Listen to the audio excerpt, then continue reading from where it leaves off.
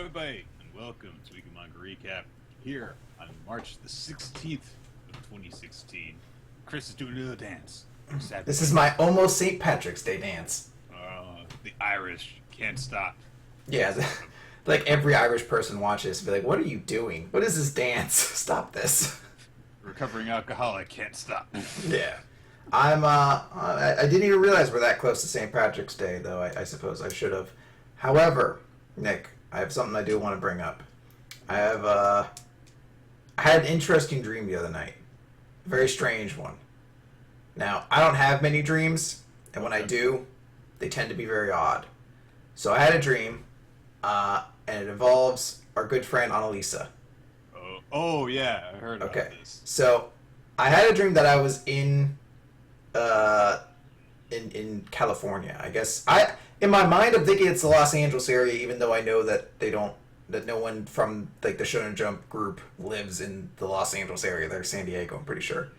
Anyway, I was in there and I was with a friend of mine and we were swimming at a pool, an Arctic pool, like covered in ice, that for some reason was located within a parking garage. Don't question this. Don't stop to be like, what? Why was a pool in a parking garage in Arctic? What's wrong with your subconscious? I had a dream one time, Nick, that I went to a Chinese restaurant and drowned in a tar pit with the cast of Little Bear. And that was one of my normal dreams. That was one of the ones where afterwards I was like, all right, time to start this day. No need to question that. So I was with a friend. We were swimming in this pool. And I'm checking my my phone. And I'm seeing, because I guess at some point I must have told Annalisa, like, hey, we're going to be in the area. Come by or something like that. And I noticed her tweeting. And she's tweeting these very serious tweets about how there's a serial killer loose in a particular area of San Diego, but I don't know the name. Like, I don't know, we'll call it like Englewood or something like that. I'm like, serial killer loose in Englewood. Hope we're not in Englewood. I love that this is how you hear about the serial killer. There's not like a red alert going out over people's cell phones to alert them. No, it's you just happen to be finding it on Twitter. Yeah, I'm just like, sure is tweeting a lot about this serial killer who's on the loose. So I'm going about my day swimming with my friend, and Annalisa shows up. She came by. Just as we expected. So I'm like, oh, hey, cool, Annalisa, let's hang out. And we do. We were swimming, we were having fun, and then she's like, oh, hey, did you hear about that serial killer who's on the loose? Like, yeah, where's that at? Oh, right here. Of course. Guess who shows up, Nick? At this exact moment in time. Fucking serial killer. The knife-wielding serial killer shows up. And yeah, he's right here. In fact, he's right over there. Yeah, basically, like, oh, yeah, he's right in this area. I'm like, huh? As he's already, like, knife into my nose. Like, oh. So, At this moment that the serial killer shows up, Nick, I've mentioned it before. Normally I'm a hero because I take drinks for people who can't handle their high, but in this time I was a hero for the right reason. The knife-wielding maniac came up, I leapt to action, and got murdered before they could murder my friend or Annalisa. You bought them 2 minutes. Maybe. I don't know if they survived. He may have just gotten me really quick and gone right after them. Shing, shing. But my issue in telling this story, Nick, is I'm furious at Annalisa that the dream version of her, at no point in time, when we're swimming around this fucking Arctic swimming pool in a fucking parking garage, is like, oh, hey, the serial killer's out in the loose right here. I don't know why. I woke up from this dream in the middle of the night, and I just had to tweet her. I was like, you fucking bitch, I got stabbed because of you. I don't know why I'm so angry about this. Like, it was a tangible anger. I don't know. Maybe your subconscious was telling you not to trust her, and you responded accordingly. Oh, do you think she's lying to us? Like, there's there is actually a serial killer right behind you, Chris. Yes, that she's built. Well, it can't be that side, because that's Captain America. I know he's not a serial killer. As long as I've got this poster here, I'm safe from harm. I know Captain America is right here, so he's gonna protect this side. This side, there's nothing. I'm fucked if he comes from this side, but I don't know. I feel like maybe this is a sign that there's something shady going on. My subconscious is telling me there's something shady going on with Annalisa and I can't trust her. Or it might just be my subconscious being like, don't rely on Annalisa to save you. Should a serial killer be on the loose, and you need to know when and where he is. Or her. My dream version was a man. Real life, it could be either gender. I'm an equal opportunity murder supposer. See, most of the dreams that I remember are stuff, standard stuff like my teeth falling out, I screwed up at school, even though I'm not attending the class that I dream about. You know, stuff like that. I did have this one really weird dream once. And, okay, so I'm going to see if I can remember this, because it's been like 2 years since I had it, but it's such a weird dream. So, basically, I'm in my house, and I'm hanging out with this girl. Like, just a girl. Like, not a girl that I, like, know. Just a girl. That's what my friend was. My friend was a girl. I don't know who it was. It was just a girl that you happen to know. Yeah. And there's also a baby. A little baby. And, you know, we're playing around with the baby and stuff, and then all of a sudden, the girl goes to the knife drawer and gets a steak knife out. Like, you know, big old butcher knife. Oh, she disembowels this baby. It's gonna be such a metal dream. Well, what happens is, I go, what are you doing? And she says, I'm gonna kill it. And I'm like, what? And she says, I'm gonna kill it. What are you doing? So I spend, you know, the next, I don't know, several minutes trying to, you know, hide from her, you know, take this baby and, you know, try and lock ourselves in various rooms and so on and so forth. I'm getting the phone out, I'm trying to call the cops and so on. And I'm like, oh my god, she's got a knife and she's gonna kill this baby and you gotta come and stop him. And they're like, we're not gonna come and stop her. Like, why? The kid deserves it. And so, basically, I'm trying to call, like, every single person that I know, and nobody thinks is going to come and stop this woman from killing it. And I guess I basically just give in to the insanity, eventually, because she eventually catches us. And I'm like, nobody thinks that you even need to be stopped, so, alright, go ahead, yeah, whatever, just kill the baby. And she says, I'm not gonna kill the baby. I'm like, what, you're not? No. What was the knife for? I gotta kill that. And she points past me down the hall, where this, like, 8-foot monster comes out and starts lumbering towards us. And my reaction is the most vivid thing I can remember about this, which is I literally just go, oh. Ah! And then I woke up.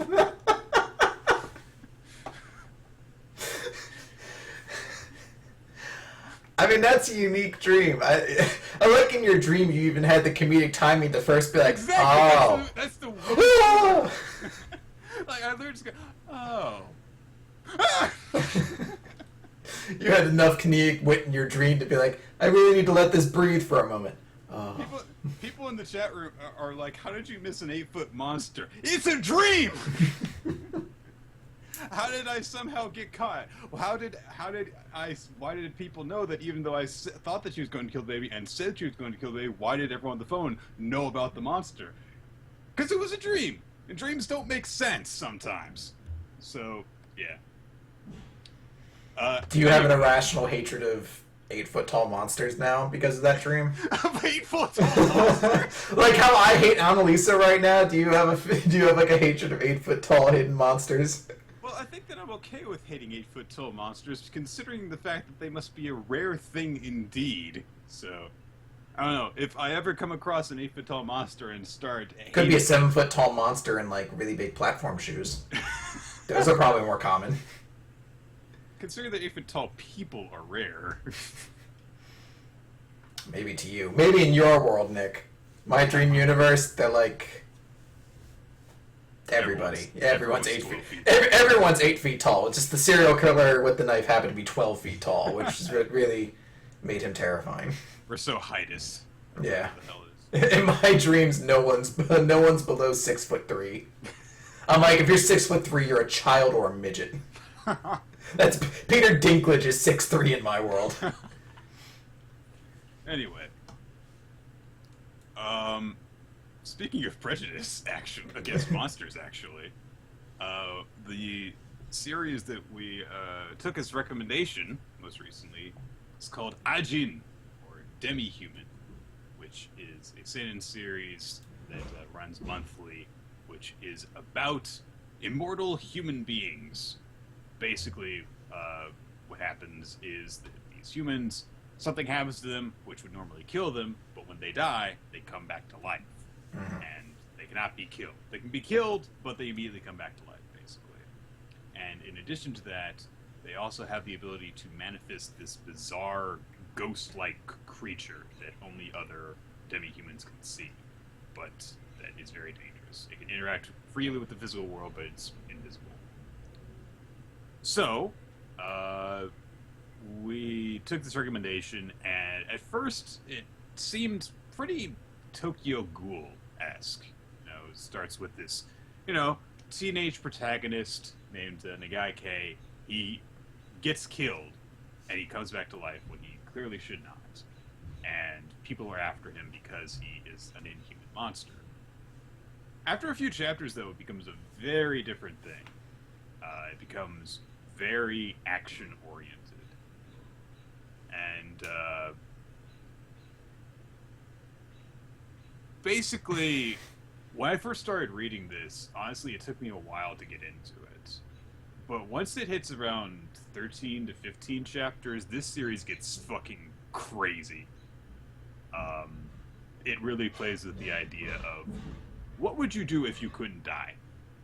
You could do a lot of things if you just couldn't die, and it really plays around with that a lot, and it's very interesting.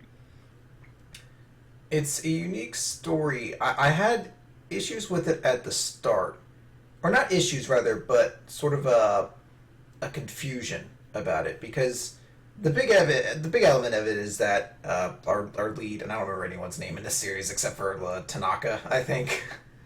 Tosaka? No, you mean Tanaka, the sniper guy. Yeah, the one of the Ajin.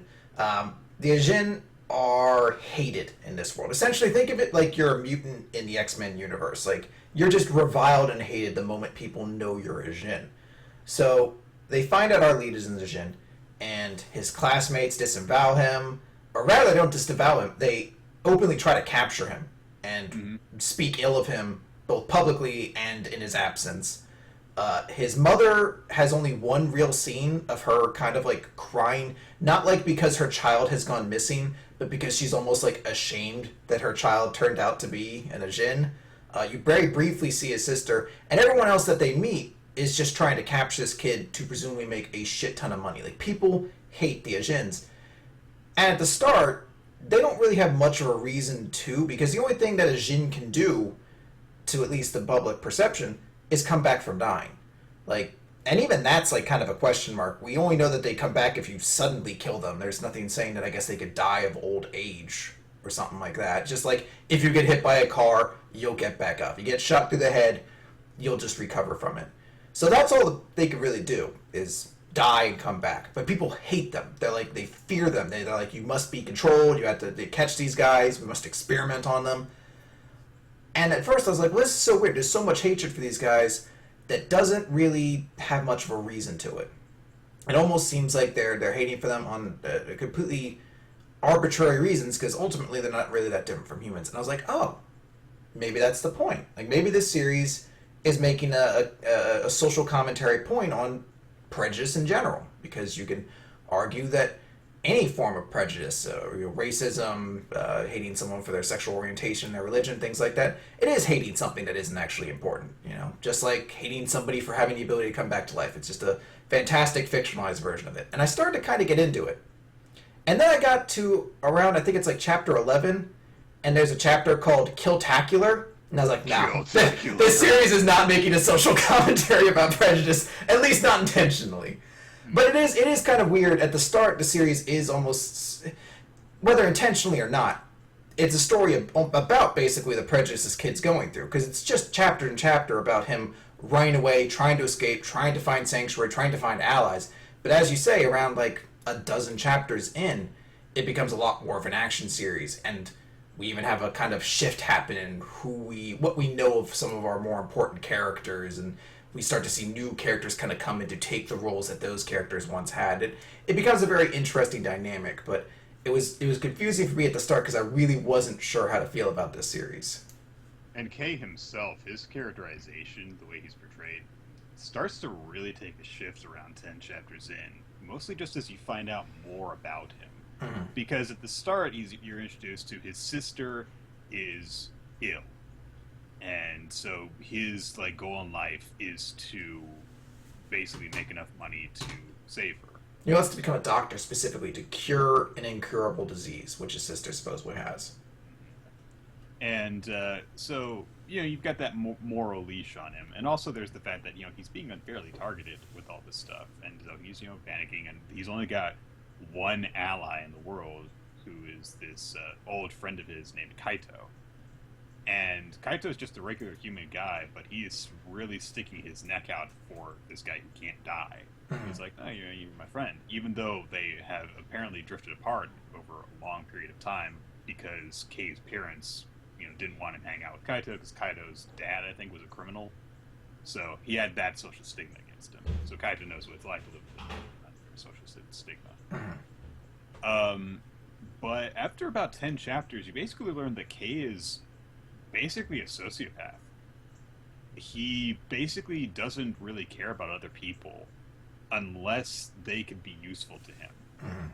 And the more you find out about him, the more you get to understand why that is. He does have a sense of right and wrong, but he basically knows that he knows that he needs to put those aside in order to ensure his own survival, despite the fact that he's immortal. Well, okay, to ensure his own well-being, to ensure he won't be captured and basically, have no life, essentially. Because you find out that there are some pretty cruel, awful things that can happen to a Jin very early on. Sato is one of the primary antagonists of the series. He's one of the first Ajin we really meet. And one of his things is basically creating like an Ajin revolution. And like making a big strike force against people. So he like puts out like an open call to all the Jin in the area to come meet him. And he reveals to them like, we're going to basically become terrorists. We're going to make a statement. And of course, like this wide group of people they pull in there, some people are like, I absolutely refuse to. And he's like, all right, you guys go on out. Good luck with the rest of your lives. So you're like, this ain't happening. So he like tranquilizes these people, and he's like, well, I can't kill you because you just come back to life. So I'll just trap you in a barrel for you to slowly starve, come back to life, and continue to slowly starve because you're trapped in a motherfucking barrel. Enjoy life forever. There's a really effective scene because that happens, and the one kid who manages to escape, he basically becomes the secondary protagonist from that point forward, and he meets up with Kei. But at first, Kei doesn't want to do anything with him. He's like, well, you know my secret, you know where I am, so I can't trust you to do anything. I can't kill you, so I'm going to keep you trapped in the back of this truck. But he tells him, you've got a place you can go to the bathroom. I'll make sure that, I give you, like a magazine or a TV or something so that, you can be mentally occupied because, the human mind can only go so long without, stimulation. So he's keeping him in prison, but it's again to show he's very selfish and doesn't care about other people, but he's not cruel. He's not sadistic or anything like that. So he's made sure that the prison is at least hospitable, reasonably hospitable for an immortal. And then you immediately cut to the people that did get captured by Sato, and you just see them cramped up in tiny little barrels, just kind of suffering. And it's just like for like a few panels, and then immediately cuts back away. And it is a very effective scene to show that, yeah, Kei is very morally gray. He's not a good person, but he is infinitely better than Sato.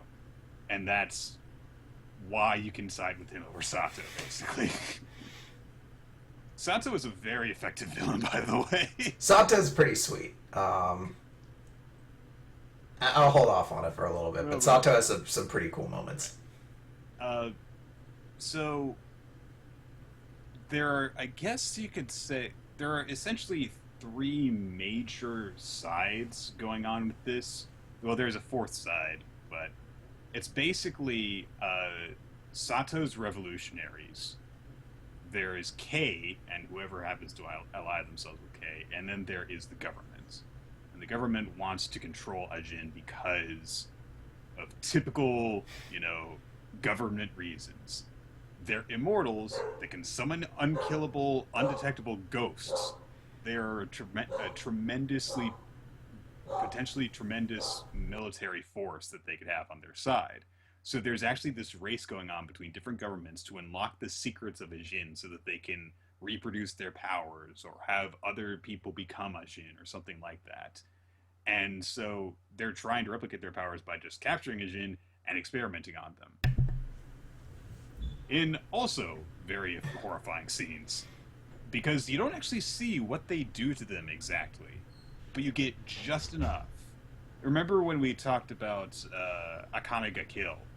And there's that scene where, I forget the main character, Esda, where she is chopping up Leon. And she's like, what if I, oh, so you're immortal. Well, what if I, remove your breast? What if I, gouge out your eye? What if I do this and this and this and this? And she's just describing what you do, and it's like, oh, this looks like a really effective scene. And then you actually see the body, and it's like, oh, now it isn't. Now it's just taking everything away, and you just made pure body gore. In Ajin, you see the demi-humans. They're like, bound up and stressed to this table, and they're like, okay, let's start the next experiment. Let's try, removing an arm. Okay, let's see what happens if we, cause this amount of pain. And you just see like a pair of shears going over the fingers, and then cutting to the pained grunting reaction of this bandaged up face. And you see that they're being kept essentially like in a morgue, because they're treated as inhuman.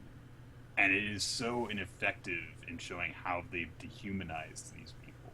And that's one of the big focal points around the Shifting Case character is basically his inner nature is unlocked because he had to go through that, and he doesn't want to go through it again. So he just becomes a straight up sociopath. So it's a very effective horror series, really, at the start, honestly.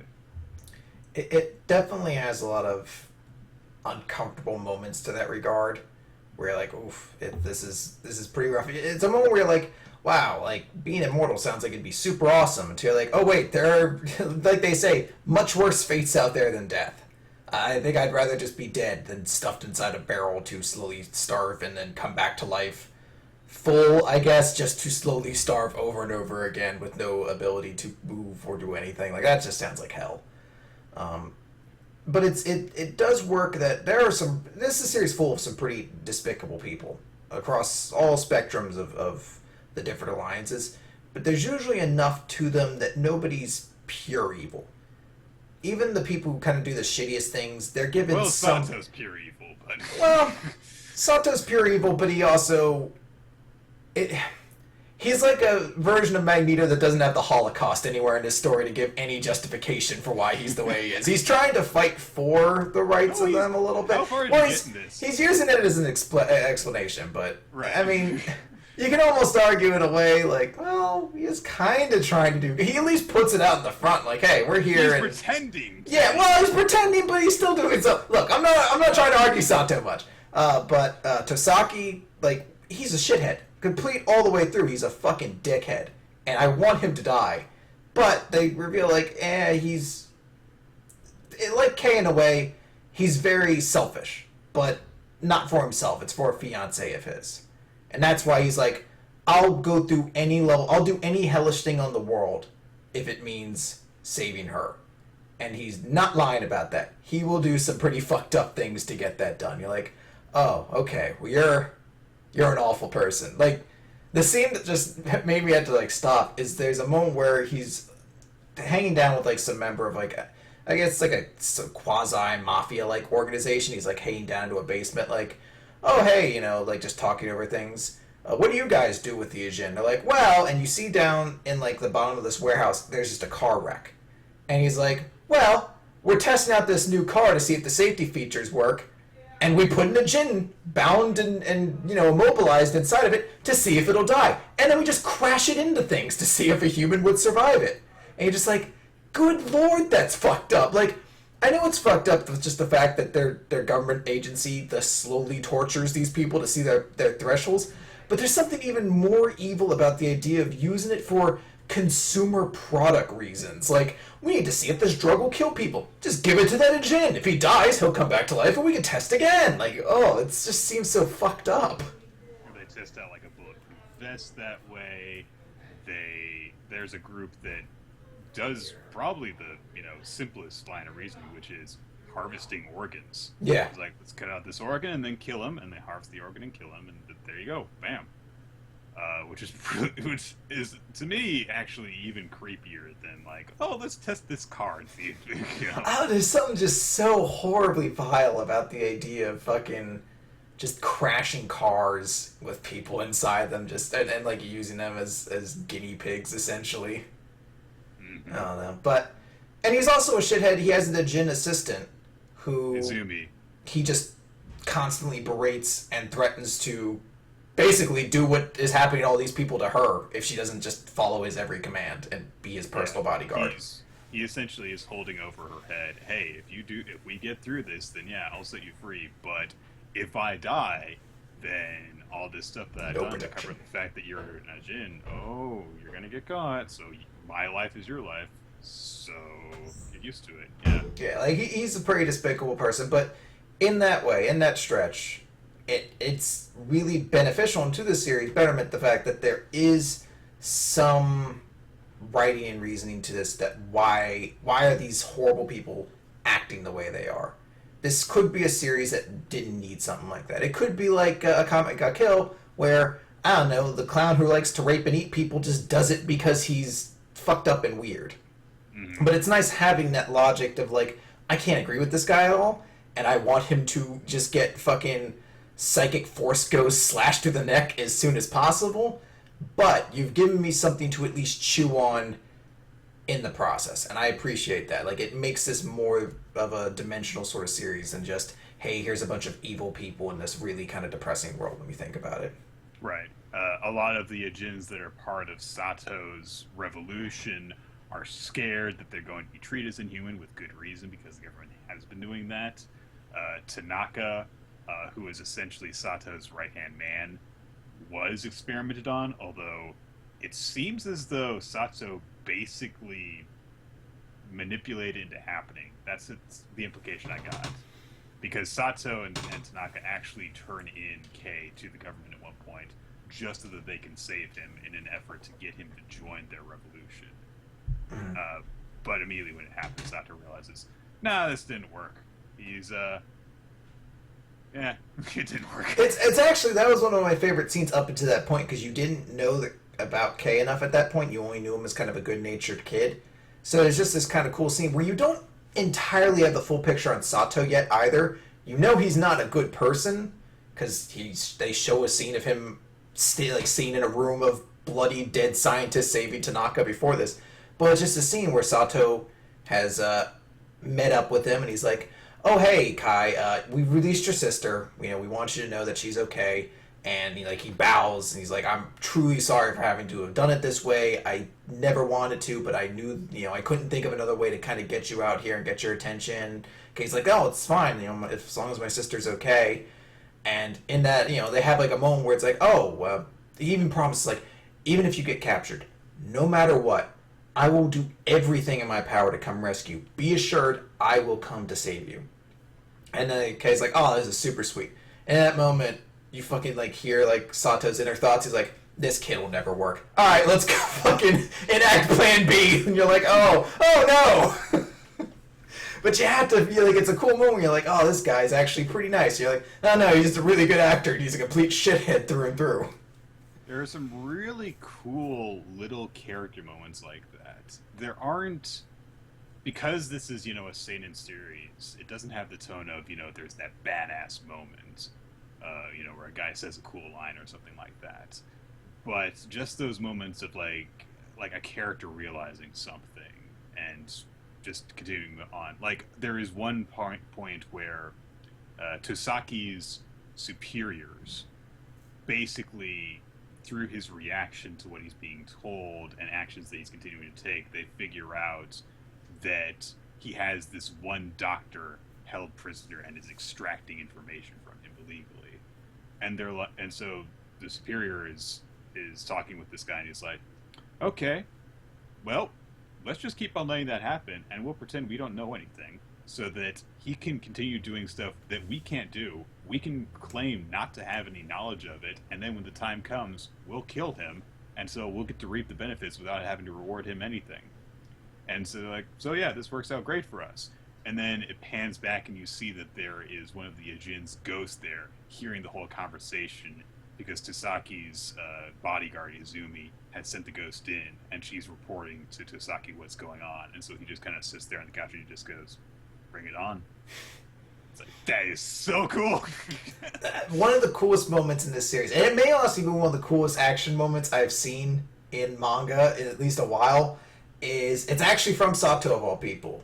And it's when they first invade the base. Gets a lot of badass moments. This one moment, though, this is like the moment that's like, oh, holy shit. It's when he invades the base to go rescue Kei. And the whole thing is, like, you can't kill Najin. If you kill them, they'll just come back to life, basically immediately. So the method, generally, when one is coming at you, is to neutralize it. If you can, they try to, like, suggest you go for a almost lethal blow, like shoot out its spine so you paralyze them and they can't recover from that until they die. Or like shoot them in the spleen, rupture their spleen, or in this case, shoot them with the tranquilizer. And they're like, we can only shoot them with so many because too many, and they'll overdose and die, come back. So he's going down this hallway, and a bunch of soldiers are firing tranquilizers at him, and he's just dressed. He's still got his stupid fucking newsboy hat on and his suspenders. He just has like a bodysuit over it, and one of them hits him in his arm. And they're like, got him! And he just immediately machetes it off. And he goes back into firing. And, like, two of them hit him in the chest. And they're like, got him. He can't cut off his own chest. So he takes a gun, fires it into his head, shoots himself upwards and backwards. And you can see it's like one panel of his lifeless body flying backwards. And then you see it, like, regain control in midair, come back to life, and just kills the rest of the guys in midair as he's landing from killing himself. It's such a cool action scene that just takes advantage of this notion that you instantly come back to life every time you kill yourself. You're like, oh, holy shit, that's fucking pimp. You're a dickhead, but that was cool. There's another scene where, much later on, where three of his followers are trying to invade this place. It's just three of them going through this building and killing all the guards. So the guards eventually finally get, tranquilizer darts and are trying to take them out. And so one guy just stands in the back using the other two as human shields, and every time one of them gets darted, he just shoots them in the head, and they come back and keep on going. And so, yeah, they really play with the fact that, if you kill yourself, you come back good as new. So it's just like, so death is actually a weapon to them. There is this great scene, one of my favorite moments of dialogue in it, because eventually the guy that Kei had trapped in the truck, his name is Nakano, and eventually they become allies. And we have a wonderful dynamic between them, because Nakano is a shonen idiot in the series, basically. Sociopathic, really intelligent, logical guy. Nakano is a fucking idiot. He is a noble idiot, but he is a fucking idiot. He never... No, Nick! No! Nick! Nick! Alright, well, the moment being, it'll cover that up, and hopefully this internet connection fixes itself up.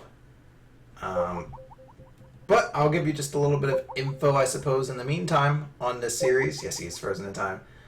This is actually a series. I didn't realize this until I was a couple chapters into it. But you can actually get this series currently on Crunchyroll. Crunchyroll.com. It's one of the series they do regular updates for.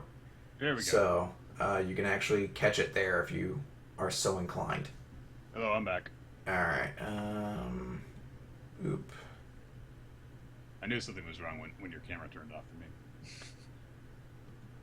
There we go. Alright. Continue. We're good? Yep.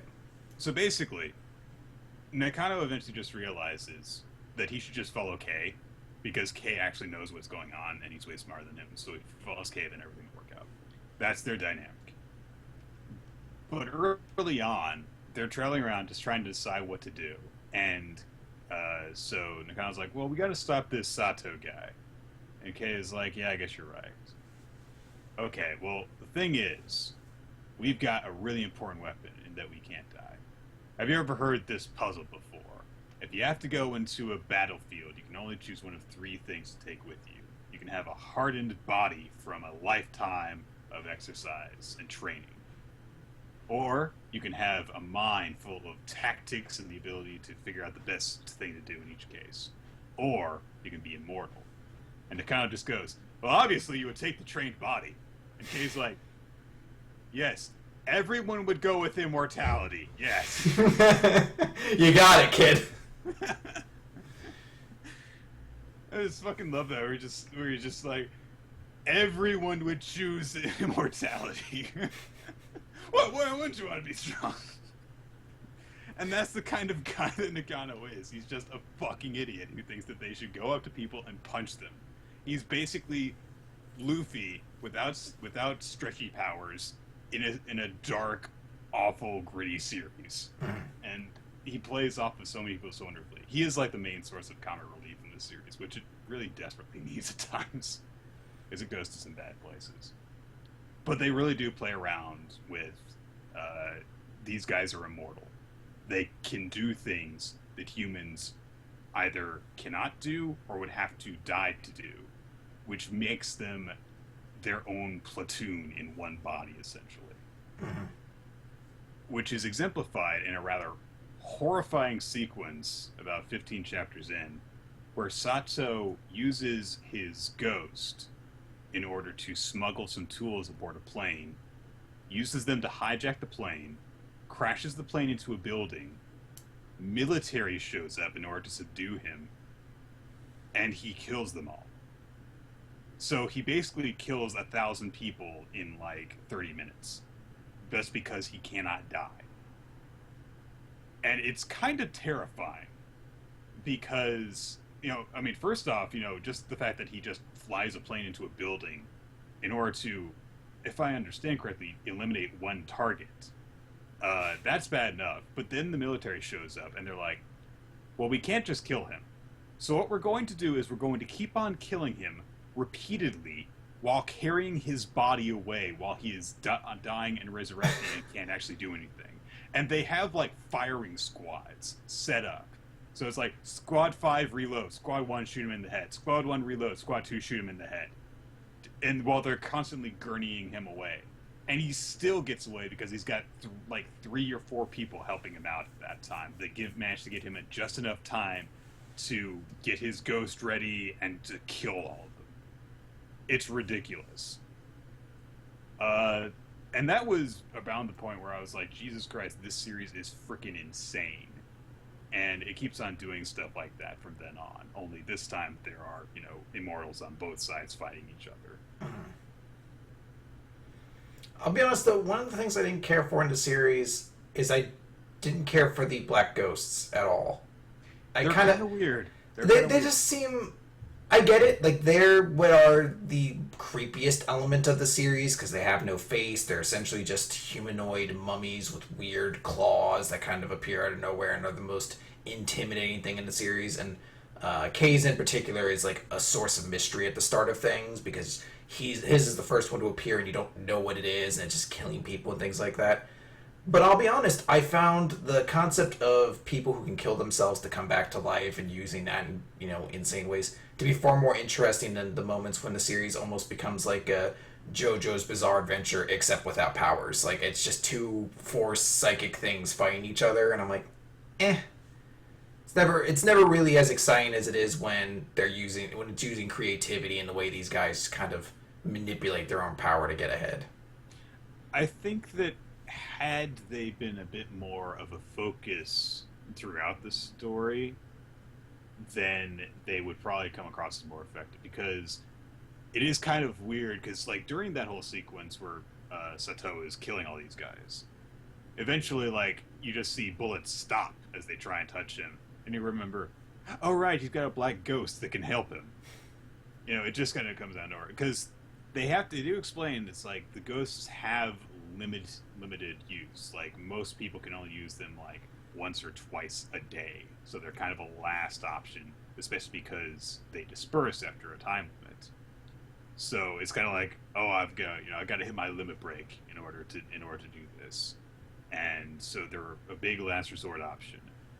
But had they been more of a focus, I think that they would have been more effective, because you can do a lot of cool stuff with them, and a lot of them have different specialties. Kaito ends up meeting an Ajin who has essentially an angel ghost, this one that can fly. Tanaka's, he has managed to get it to learn how to snipe. K's is special because it has essentially a will of its own, as opposed to being sort of a pet that like it is with the others. And they do have their own little physical traits that make them somewhat distinguishable from the others. But it's not as much of a focus as you would think that it would be, especially because it's what's used in like all the promotion for this series, is this weird black bandaged ghostly figure. And for that to only show up occasionally, it does kind of take away from the special aspect of it, I think.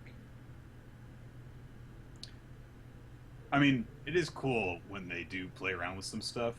There is one really cool scene where Kei manages to use the fact that only Ajin can see the ghosts in order to attack some of the other Ajin. But it really probably should be more of the focus of the story if it's going to exist in it, as opposed to these guys are immortal and so they fight with guns and so they can't die. And that's basically it. But I guess at the same time, then you'd be like, it's maybe too similar to other things where you get into Highlander territory. Like, this is, I guess, what gives them the more stereotypical, almost kind of battle series. It's not a battle series, but it's a very action-heavy series. So this is what gives it probably its closest to action element, even though it sort of takes away from it at points. And also, Sato would lose a lot of his characterization without the whole immortality thing. Because they basically flat out say, he's treating life like a video game. You know, he doesn't really care about any goals except for he likes fighting and killing and being able to constantly do it without having to worry about dying. And there is a really wonderful explanation of his character at one point from one of his followers, which is, hey, when you play Mario, are you playing Mario so you can rescue Princess Peach? Or are you doing it because it's fun to jump on turtles? Which is basically just like, Sato doesn't care about everything he says he cares about. He just likes running around and killing people and being able to do it as long as he wants. I mean, I'll be honest. Did anybody play Super Mario to save Princess Peach, though? It was all about jumping on turtles. Well, yeah, that's the thing. That's the thing. Is like, he's treating life like a video game. And that's something that a lot of people can relate to. Yeah, you know, Mario is fun to play. You don't really care too much about the story, especially because it's been the same thing for 30 years. It's like, oh no, the princess. Oh, no. It's like, whatever. Hey, I'm Mario and I jump around. Hey. Sato would be way less intimidating if you talked like Mario. If you put an M on his fucking stupid little newsboy hat. Every single time that he shoots himself, you hear do. Although somehow he was playing Super Mario on a PSP. Well, he was also playing on the PSP at one point, and I was like, I guess he emulates the dickhead, but I don't know if you want to wrap it up here. I guess so. And I will say that one of the things, because we have compared it to Comic Kill, they make the fact that Sato is like that special. It's not like, oh, he's like every villain who just does stuff because he's insane. He is, portrayed as a unique sort of person. He is in that he's just lives for thrill of combat. No other character is exactly like him, and so that's what makes him special and memorable, and what makes the series way better as a result of it. So. But yeah. I would actually really recommend this series. I quite enjoyed it. It took a little bit of time for me to get into it, but I think that it uses its concept very well. It's not flawless, but it's done very well. It's really hard to effectively sum up for me. I think my recommendation comes so long as you don't go into this, because the comparisons that get made, especially early on, is to Tokyo Ghoul. And I think once you get into the series, you'll realize that they're very, very different series. Tokyo Ghoul has a lot more of a psychological element to it, whereas this series, it's still well written at points. It still has interesting characters, interesting elements, etc. But it's not as much as a cerebral sort of series anymore. It has more action elements to it, and all that's very fun, but just understand what you're getting into. It's why I had so much of a conflict when I first read this series. I was trying to, find the hidden subtext and things. I'm like, maybe all the subtext isn't unintentional, and it's really just a series. It's like, hey, we have this cool element to how our world works. Let's exploit and have cool little monster and murder killy fights, and that's awesome. That stuff's all great. So just be aware of essentially what you're going into when you go into this series. Yes. I mean, I compared it to Tokyo Ghoul because the premise seems similar, but they go in very different directions. So. Oh, yeah, that's it. So, yay, positive manga recommendation. Always fun. Let's move on to the recap portion, weekly manga recap. Why don't we? So, Black Clover, page 53. They're not yours. Hands off my ego, what? Lego my egos, Nick. Lego my ego, gotta have my pops. What was that thing? Like, don't lay a finger on my butterfinger. That's what I'm probably thinking. The don't lay a finger on my butterfinger. Although butterfingers are disgusting.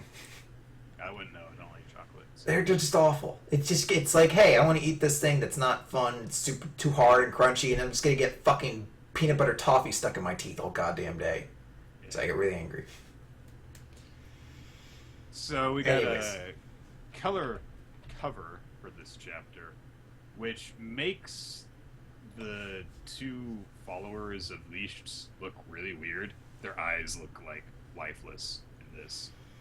I mean, I'll be honest, I'm still not a fan of any of the art in this series, so... Not really. Yeah, the color doesn't... The color, I guess, helps. I'm like, yeah, he looks slightly more interesting. I guess the pink hair makes you distinct, but...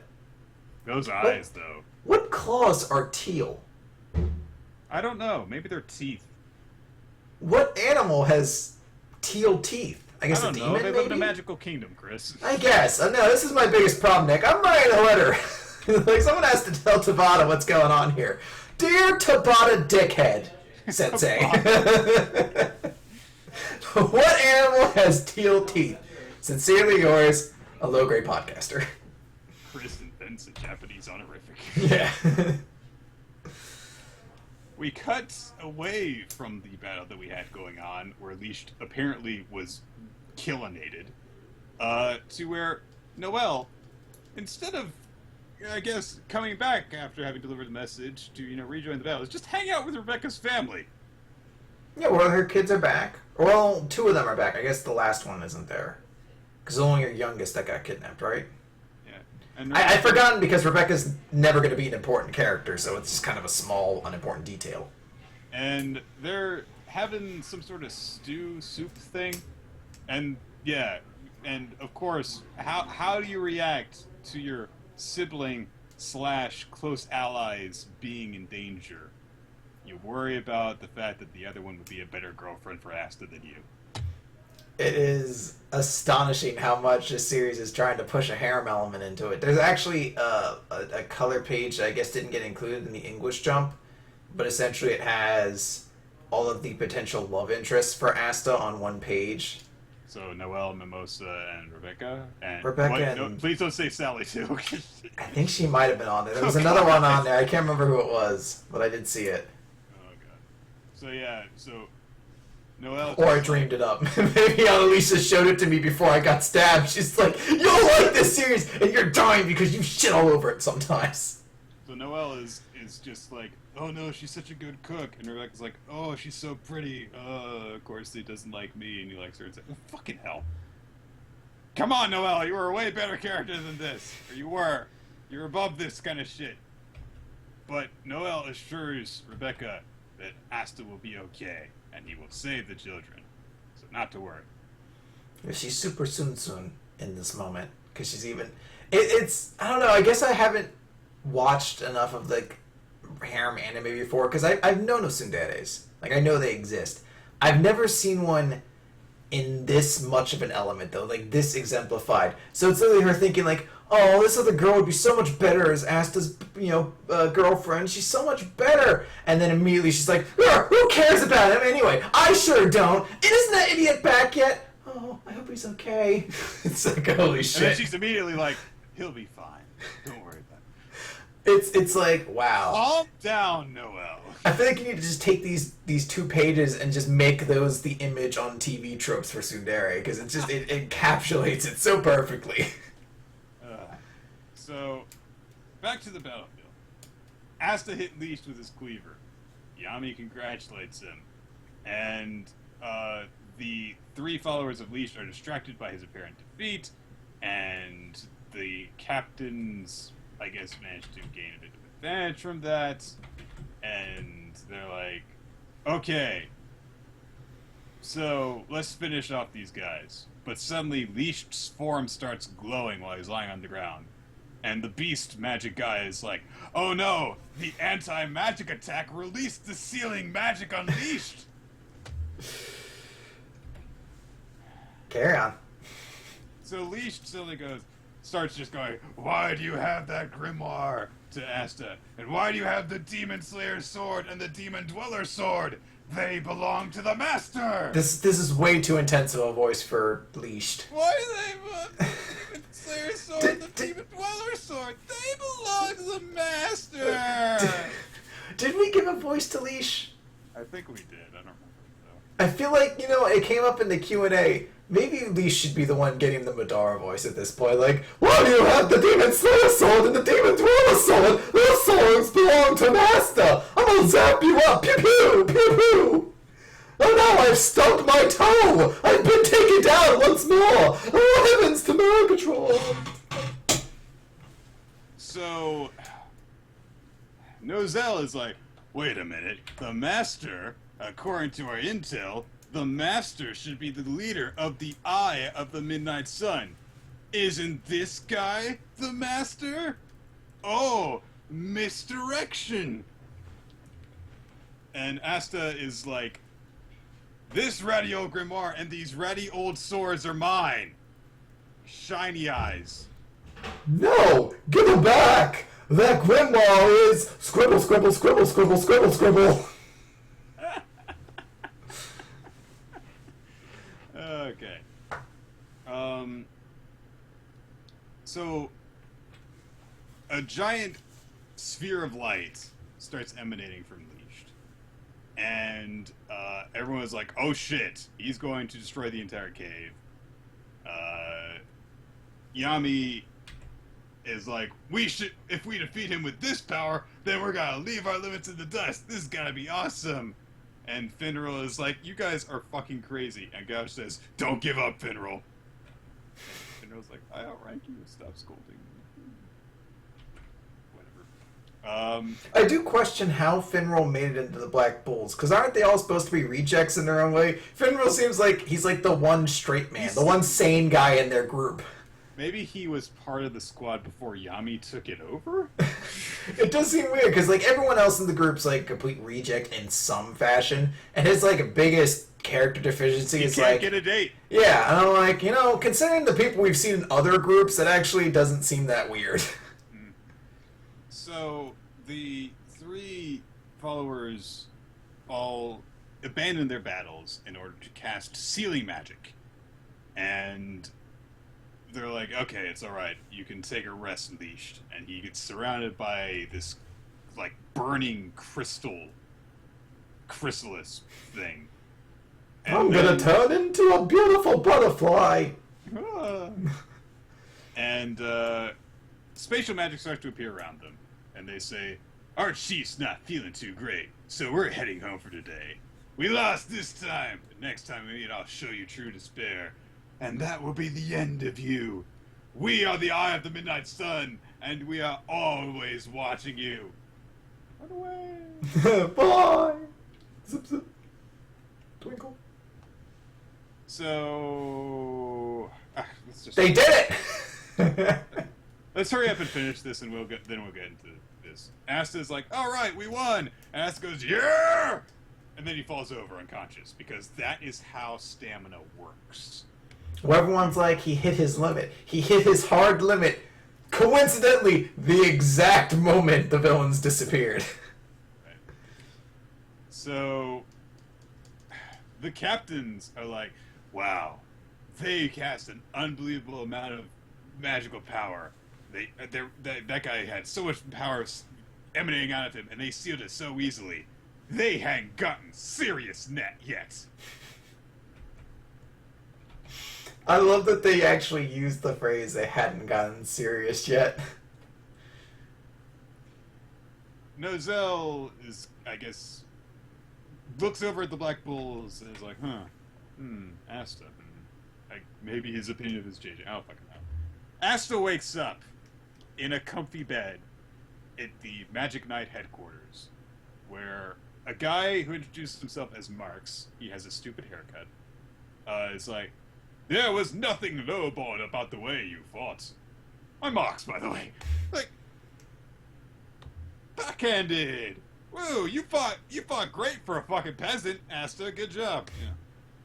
And he says, I am the Wizard King's attendant, and my days are quite stressful. Anyway, I've heard rumors of your anti-magic. I'd like to use that power to break protection spells on 2 people, and if you do, we may learn what the Midnight Sun really is. So, fuck it. On to the next adventure, with no downtime. Dude, this chapter fucking blows. Like, I'm sorry, Annalisa, if you're listening to this. I know you love this series. This chapter's stupid. I don't hate this chapter, but here's the thing. I'm not going to sit here and presume whether or not this is something Tabata-sensei was planning from the start of this or not. I will say that my perception of the series as a reader feels like this was invented on the spot when Tabata realized he had gone the wrong direction with Leashed. Because in this chapter, we get 2 of the most annoying reveals you can get when it comes to a villain. One, they're not really the bad guy after all. Supposedly there's a master even beyond Leashed. And 2, oh, you beat me, but I wasn't even trying yet. Now I'll use my full form, like, rah. There's if you've ever read the series Katekiya Hitman Reborn, there's an amazing scene in it that is so bad it's hilarious, where they go into, like, a base, and there's, like, a villain group attached to the main antagonist called the 6 Funeral Wreaths, or Wraths, something like that. And they fight them throughout the adventure. They have, like, small fights in between. And it's, some of them are more forgettable than others. Some of them are decent. But they fight them all, and then they get to the end, and the true villain's like, you thought you beat the 6 Funeral Wreaths. But now let me introduce you to the real 6 Funeral Wreaths! And there's 6 new fucking unintroduced characters show up. We're much stronger than the other guys. You're like, this is horseshit. I had that same thought. I was reading through this, and they're like, those guys weren't even trying. Horseshit. I cannot believe that Leashed wasn't trying. And I know that they're like, well, his power was sealed. He wasn't fighting to his full strength. I'm like, there's something about this guy. Even if you take that into account, they should have taken one look at Leashed and gone, he's been injured multiple times. That creepy-eyed spatial magic user is incapacitated. They're in trouble. Let's have some fun with these Magic Knight captains. It's not on the same level, because I can, when I look at this from the back, I can say maybe this was absolutely planned. Because it is worth noting that Asta did never hit Leashed with his sword up until this point. So you can definitely argue, like, no, I mean, that obviously was intentional. And I'm not saying it wasn't at all. In fact, I actually probably believe that it was. It's just, from the perception of this chapter, it definitely comes across as something almost thought of in the moment. I don't think it was, but it definitely could have been presented to us a little bit better. Because it's that weird thing where the villains all look like fucking jokes. Even these 3 dudes who show up didn't really look like they came out of it with the upper hand. They were all being pushed back in some way. All of their magics were at least being neutralized, or at least kind of made even. And Leashed himself had even said, like, these 3 guys are stronger than me. So the fact that they were kind of being evenly matched one-on-one was already enough to be like, I'm not crazy about this. But then at the end of it, you have them all kind of run away, and as they're leaving, like, by the way, we're stronger than all of you! And you're like, I feel like you're just, one, you're doing that, but you're also kind of taking away from the fact that there was any victory for the heroes at all. Mind you, I didn't want many of the heroes to have a victory here, because I don't care about most of them. But it's just sort of a situation where you're like, I don't feel like anybody really came out ahead from all this, and that's, I think, the biggest issue. Nobody went over, Chris. Yeah, nobody really got over. You're just like, goddamn, what was the point of all of this? Sheamus just cashed in, so this tournament was pointless. Yeah, I mean... And it is weird, especially because at the end of all of this, everything got brushed away all of a sudden, too. It's like, now we'll go and find about the Midnight stuff. Oh, wait a minute, whoa. What about all the other stuff? Are we gonna... I mean, we obviously don't know yet. We could potentially still have a bit of follow-up. Because, recall, there was, like, all those kids that they had to save. Maybe after Asta learns about this, he'll meet up with, I don't know, the sister, with Gauch's sister, with Noelle, and they'll go over the fact that this, was a tiresome battle, that they were pushed to their limits, and, they really should be concerned about this enemy force if that wasn't the extent of their strength. But it does bother me. It bothers me threefold. It's the two problems that you brought up, where it's like, oh, that wasn't Leash's full power, he was sealed. Which... Then, there's someone who is actually beyond them.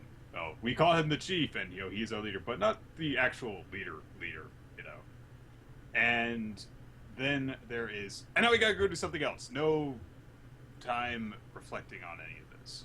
So, all those combined, we've spent, several months on this little story arc, and at this particular moment, it feels like it doesn't mean anything. Except for the character development we got from Gauch. Mm. That's it. But that honestly kind of feels small in the grand scheme of things.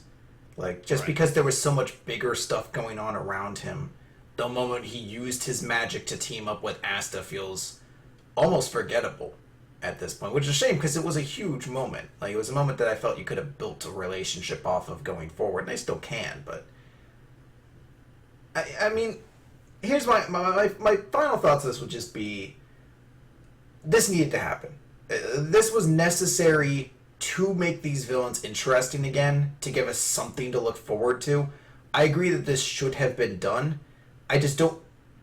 One, it's bad because of everything that happened up until this point. We kind of have to just sit here and recognize, like, yeah, it was really kind of weird the way that all kind of flowed together. And two, it was a little bit of execution misfire here. But that said, this has at least given these villains rather the opportunity to be a threat later on, and it's at least given us something to look forward to down the line, as opposed to being like, well, that was our villain, I guess I'll write something else up, and going from there. It's going to be tough to find Leash as a threat again, even with this chapter, and he's like, my uncontained power! But, I mean, the other alternative is they beat Leash here, and then... we find something else to do. I mean, that's just not interesting at all. So, go for this. It's going to be a rough spot here, but, hopefully we can move past it and we can see some of the better writing that Tabata-sensei showed over this arc. We'll see. Okay. We're starting off on the wrong foot. I just want to note that I thought this was a great week of Jump, so... that was probably the worst chapter this week, and even then I still liked it. All right, so Bleach 665, The Princess Dissection. Last chapter, Urahara seemingly was pushed into a corner, so he unleashed his Bankai, Kanonbiraki Benihima Aratame. I think that I might have had a little bit of a mispronunciation there. Whatever. So, which is Giant Lady. So it's weird because asking Clover is like, oh, we don't have any information on your Bankai though. It's like, give it to me. Yeah. I love that he flat out asks it, and that Uraraka additionally says no, and then like 2 pages later it's like, all right, let me tell you what it does. Now that I've had one attack sort of graze you, now I'll explain what it does. So, he literally like says like, oh well, the reason you don't know any of that is because this is the first time I've used it in front of any of the Quincy. He's like, well, what does it do? I'm not gonna tell you. You'll find out soon enough, though. And then suddenly his arms go, and so he dashes away immediately. And Urahara's like, ah, good job. As you guessed, the effect of my Bankai is ready. Wait! You said you weren't gonna tell him, and you're immediately telling him, good job, you figured out that you should get away from me. That's the key. Wait!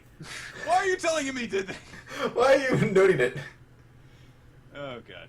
So, Asuka Mukhtavar gets away. And he's like, what the fuck is going on?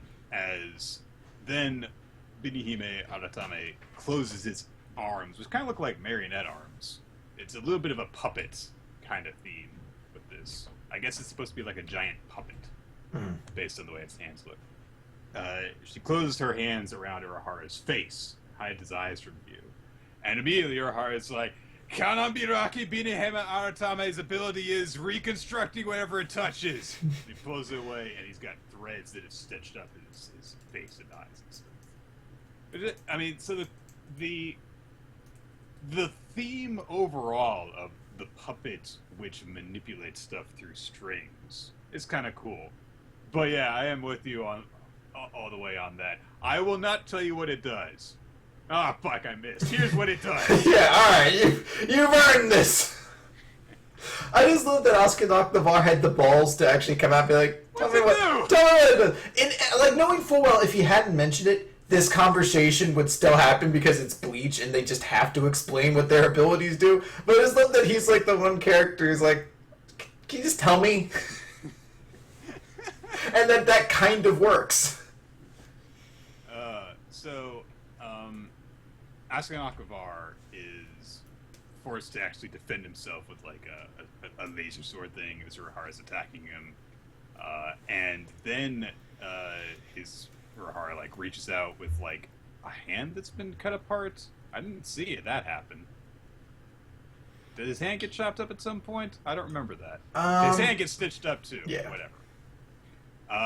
And he continues to gain the advantage while Asuka Nakamura is just going, no. I don't want to do this, no! He's like, I don't want to get into a brute force matchup. Okay, fine. But did you remember, I put you inside of a giant inescapable poison fortress, and you're only still alive because I am moderating the strength of it. So, fuck you. Basically, it's like, I'm going to turn it up, and I'm going to kill you, so I'm going to make sure you can't even use your Bankai. I'm going to not let you do anything. And Urahara's like, well, it's already too late. And suddenly, blood goes flying everywhere, and a hand has gone through Asuka Nakamura's back, grabbed his heart, and is holding it out aside of his chest. And then, like, immediately, this entire bullshit fight has been worth it. Okay, this one part stretch of the fight, which was stupid. But yeah, Grimmjow got up. He's okay now, and he just Mortal Kombated Asuka Nakamura's ass. He fucking just, it's exactly, he fucking Sub-Zero fatalities him, just grabs his heart, and it's just like, you get Urahara being like, oh, well, you said it was, inescapable, but you didn't say it was impenetrable, so I thought I'd just leave a path from outside, and then fucking, like, Grimmjow, like, bitch, suck it, boom, and just crushed his fucking heart. I was like, oh, holy shit. That was extremely awesome and the most metal ending to this fight possible. So, it seems this fight is probably winding down because although you can probably build up immunity to, this over time, your heart's already been exploded outside your body. I think Asuka Nakamura is probably gonna die now. He should. I would not be shocked if he was supposedly able to build up an immunity to being crushed to death. I built up immunity to lack of heart now. To having my heart crushed. It's still, if this is the end, this was a pretty sweet fight, actually. I really love this chapter. Like, both ironically and unironically. Because here's the thing. For the past few fights now, we've had opponents with absurdly powerful abilities that the heroes only manage to defeat because they just so happen to have the perfect ability to counter it. I am a god who cannot be defeated. Oh, well, luckily I have the god-slaying sword. Reflect, bitch! oh, I can become immune to anything in the world. Well, I can change my damage type 48 times in a second, which is faster than you could possibly become immune to something. Suck it. And even though he found a way to get past that, it was like, wow, you just happened to have the perfect counter for this, didn't you?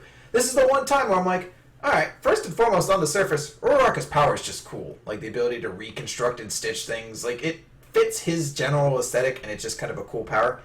But he wins in a way that you're like, oh, this isn't, like, complete horseshit. Like, this is a power I could have seen you going up against any of the other Stern Ritter and having an equally successful conclusion on. Like, this was just a cool use of the power. I like the teamwork of it. I like that Grimjow, for some reason, gets the kill, even though I haven't seen him in, like, 6 months.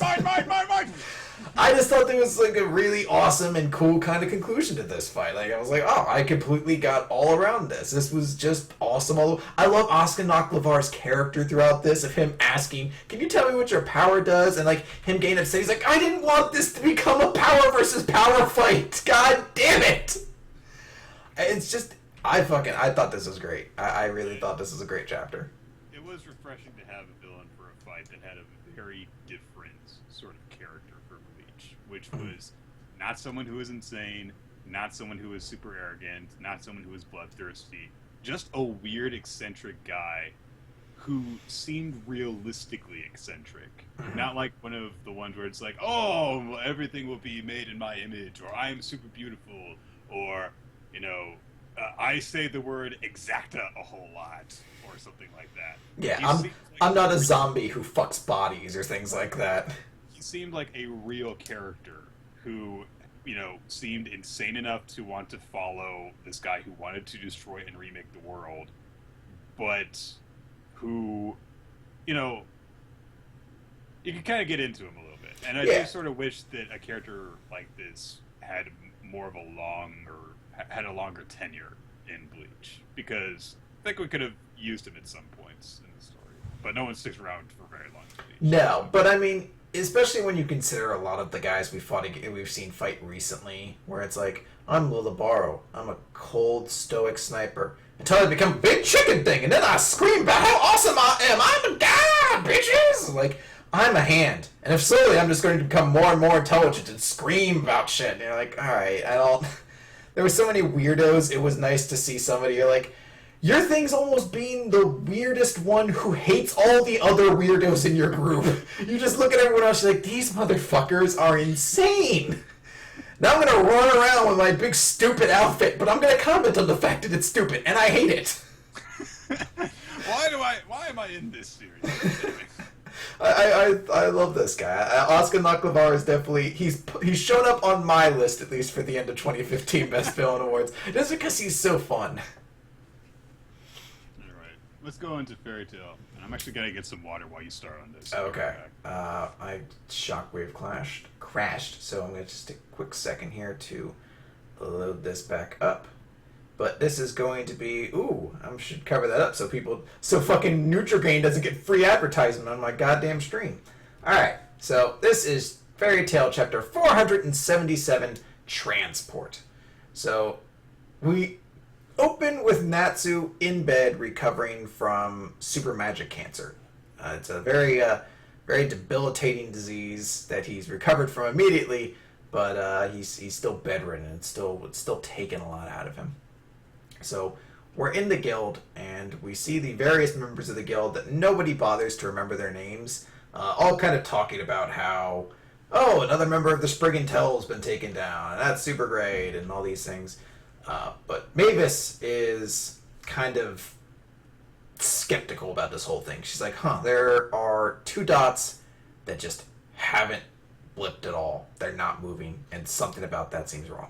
And as if on cue, in fact, probably on cue, the doors to the guild spring open, and we see Jacob Lesio, the magic assassin, shows up. So, he's, actually, I'll just cover up mine since Nick's thing blocked that. Anyway, we'll get video up in just a moment once Nick returns.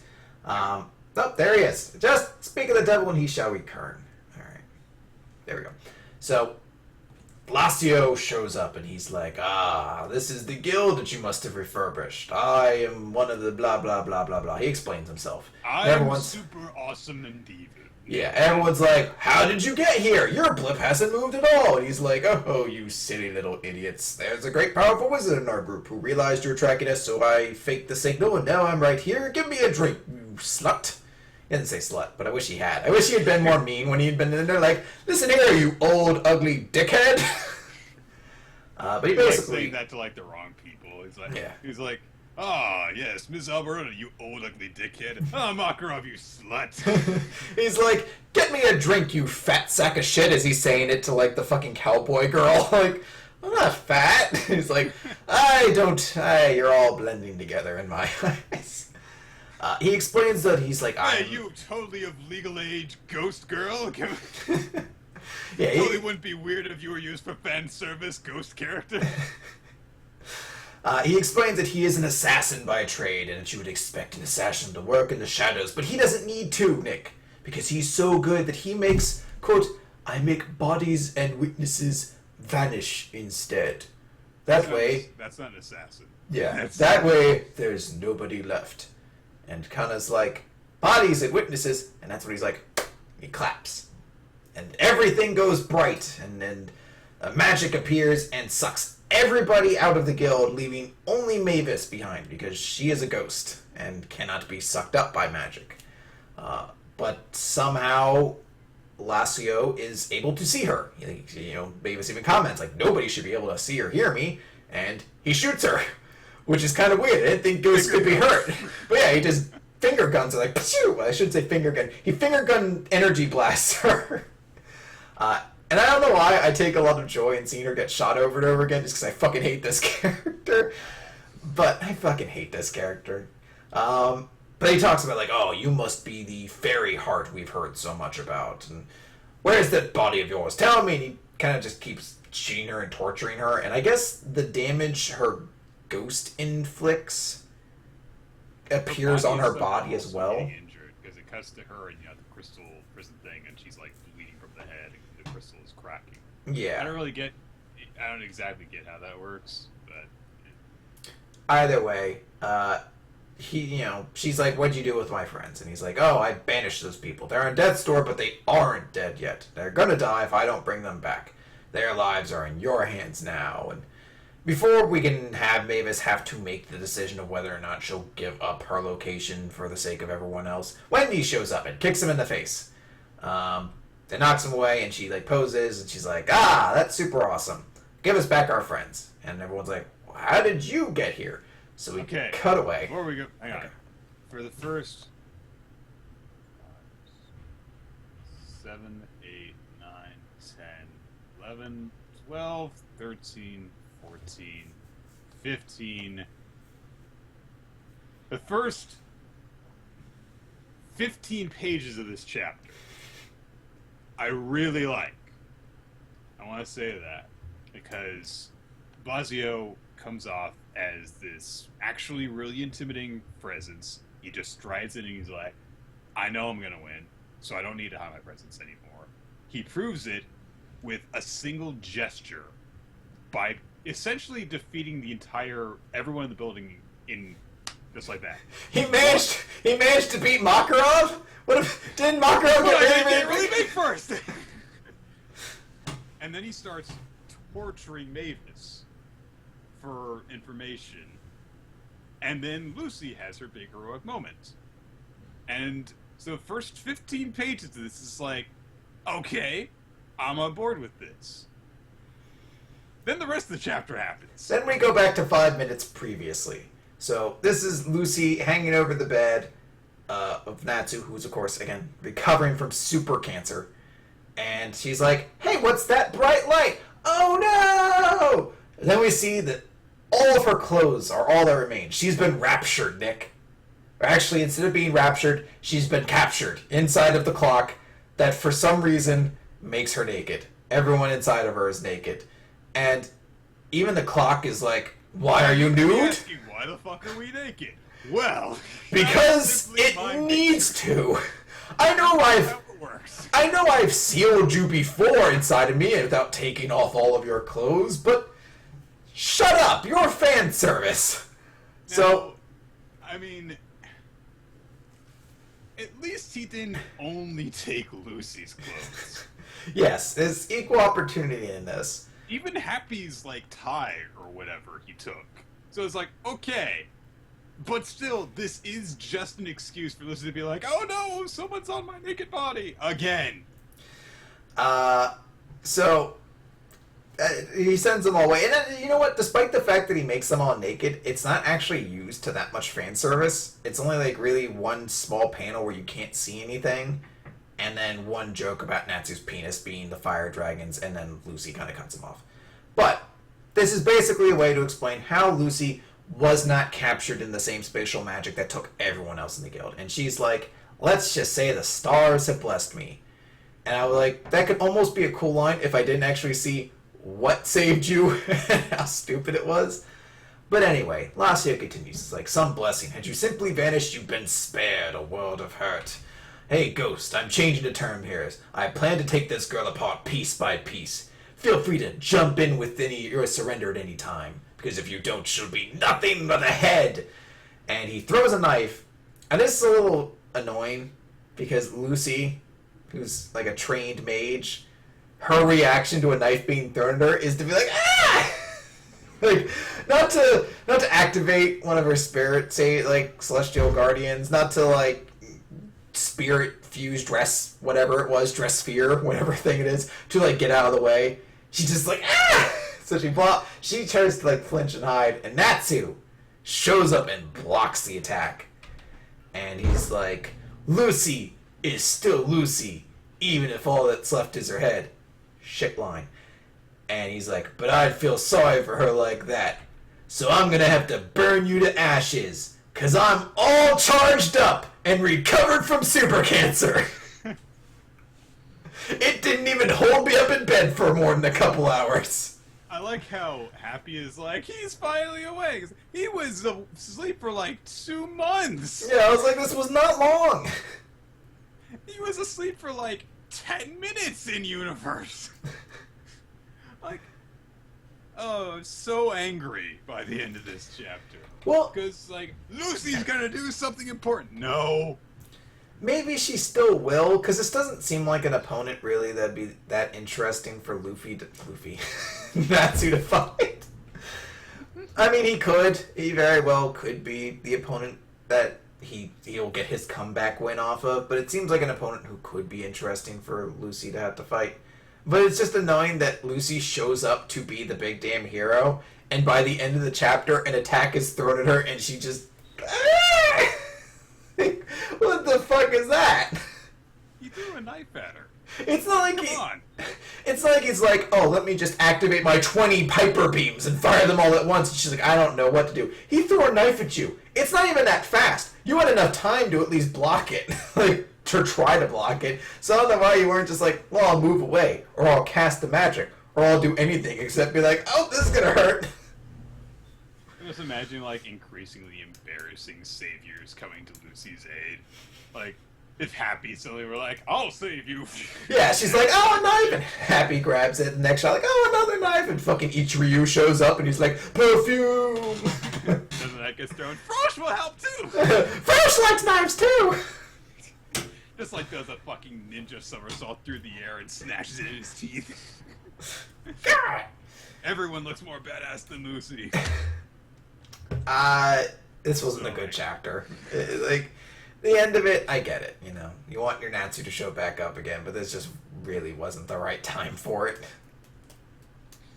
Let's move on to Food Wars. 158. The Difference. So, last time, the older judge said there is a clear and decisive difference between Kurikiba's and Rentaro's dishes, which you can tell by tasting them side by side. So, everyone's like, oh, what's going on? What is he talking about? And so... what was it? Momo. Right. She says, I bet it has to do with the combi steamer that Kusunoki used. It looks like some of the judges noticed that. And Rentaro's like, yes, she's right. The answer is this! And he's like, oh, well, it's a tray with liquid in it. What is that? And Aldini is like, it's olive oil. Yes. The difference between the two dishes is the moisture contained within the salmon. And Rentaro goes, oh, he's Joey, right? Yeah, we made him like fucking Brooklyn, like, yeah. Right, yeah. He's like, I put the salmon in plastic wrap and put in the combi steamer, yeah. See, I can't do it now. The olive oil bath comes in here. The buoyancy of the bath. Some words just really fun to say like that. It's like, it's all moist and succulent now, you. It's like, okay, olive oil. All right, we get it. And the judge, one of the guys in the crowd is like, it's unbelievable how completely he maintained the salmon's natural flavors all the way through to the finished dish. More accomplished at handling fish and Toriko. Somehow he's doing that. Still, it's more dignified than Lucy about to take that knife in the last chapter. Can you imagine if you had just like, it's unbelievable how much he can retain the moisture.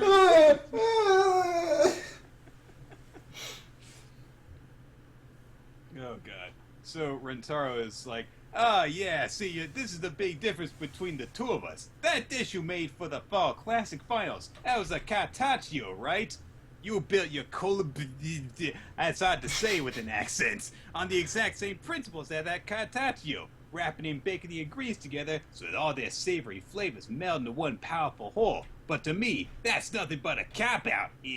Delicate, refined, and elegant heating techniques that perfectly maintain the ingredients' natural juiciness. It is that kind of skill that makes it elite. A skill someone like you could never dream of learning. This Shokugeki makes obvious who is far and away the better chef. Ain't that right, judges?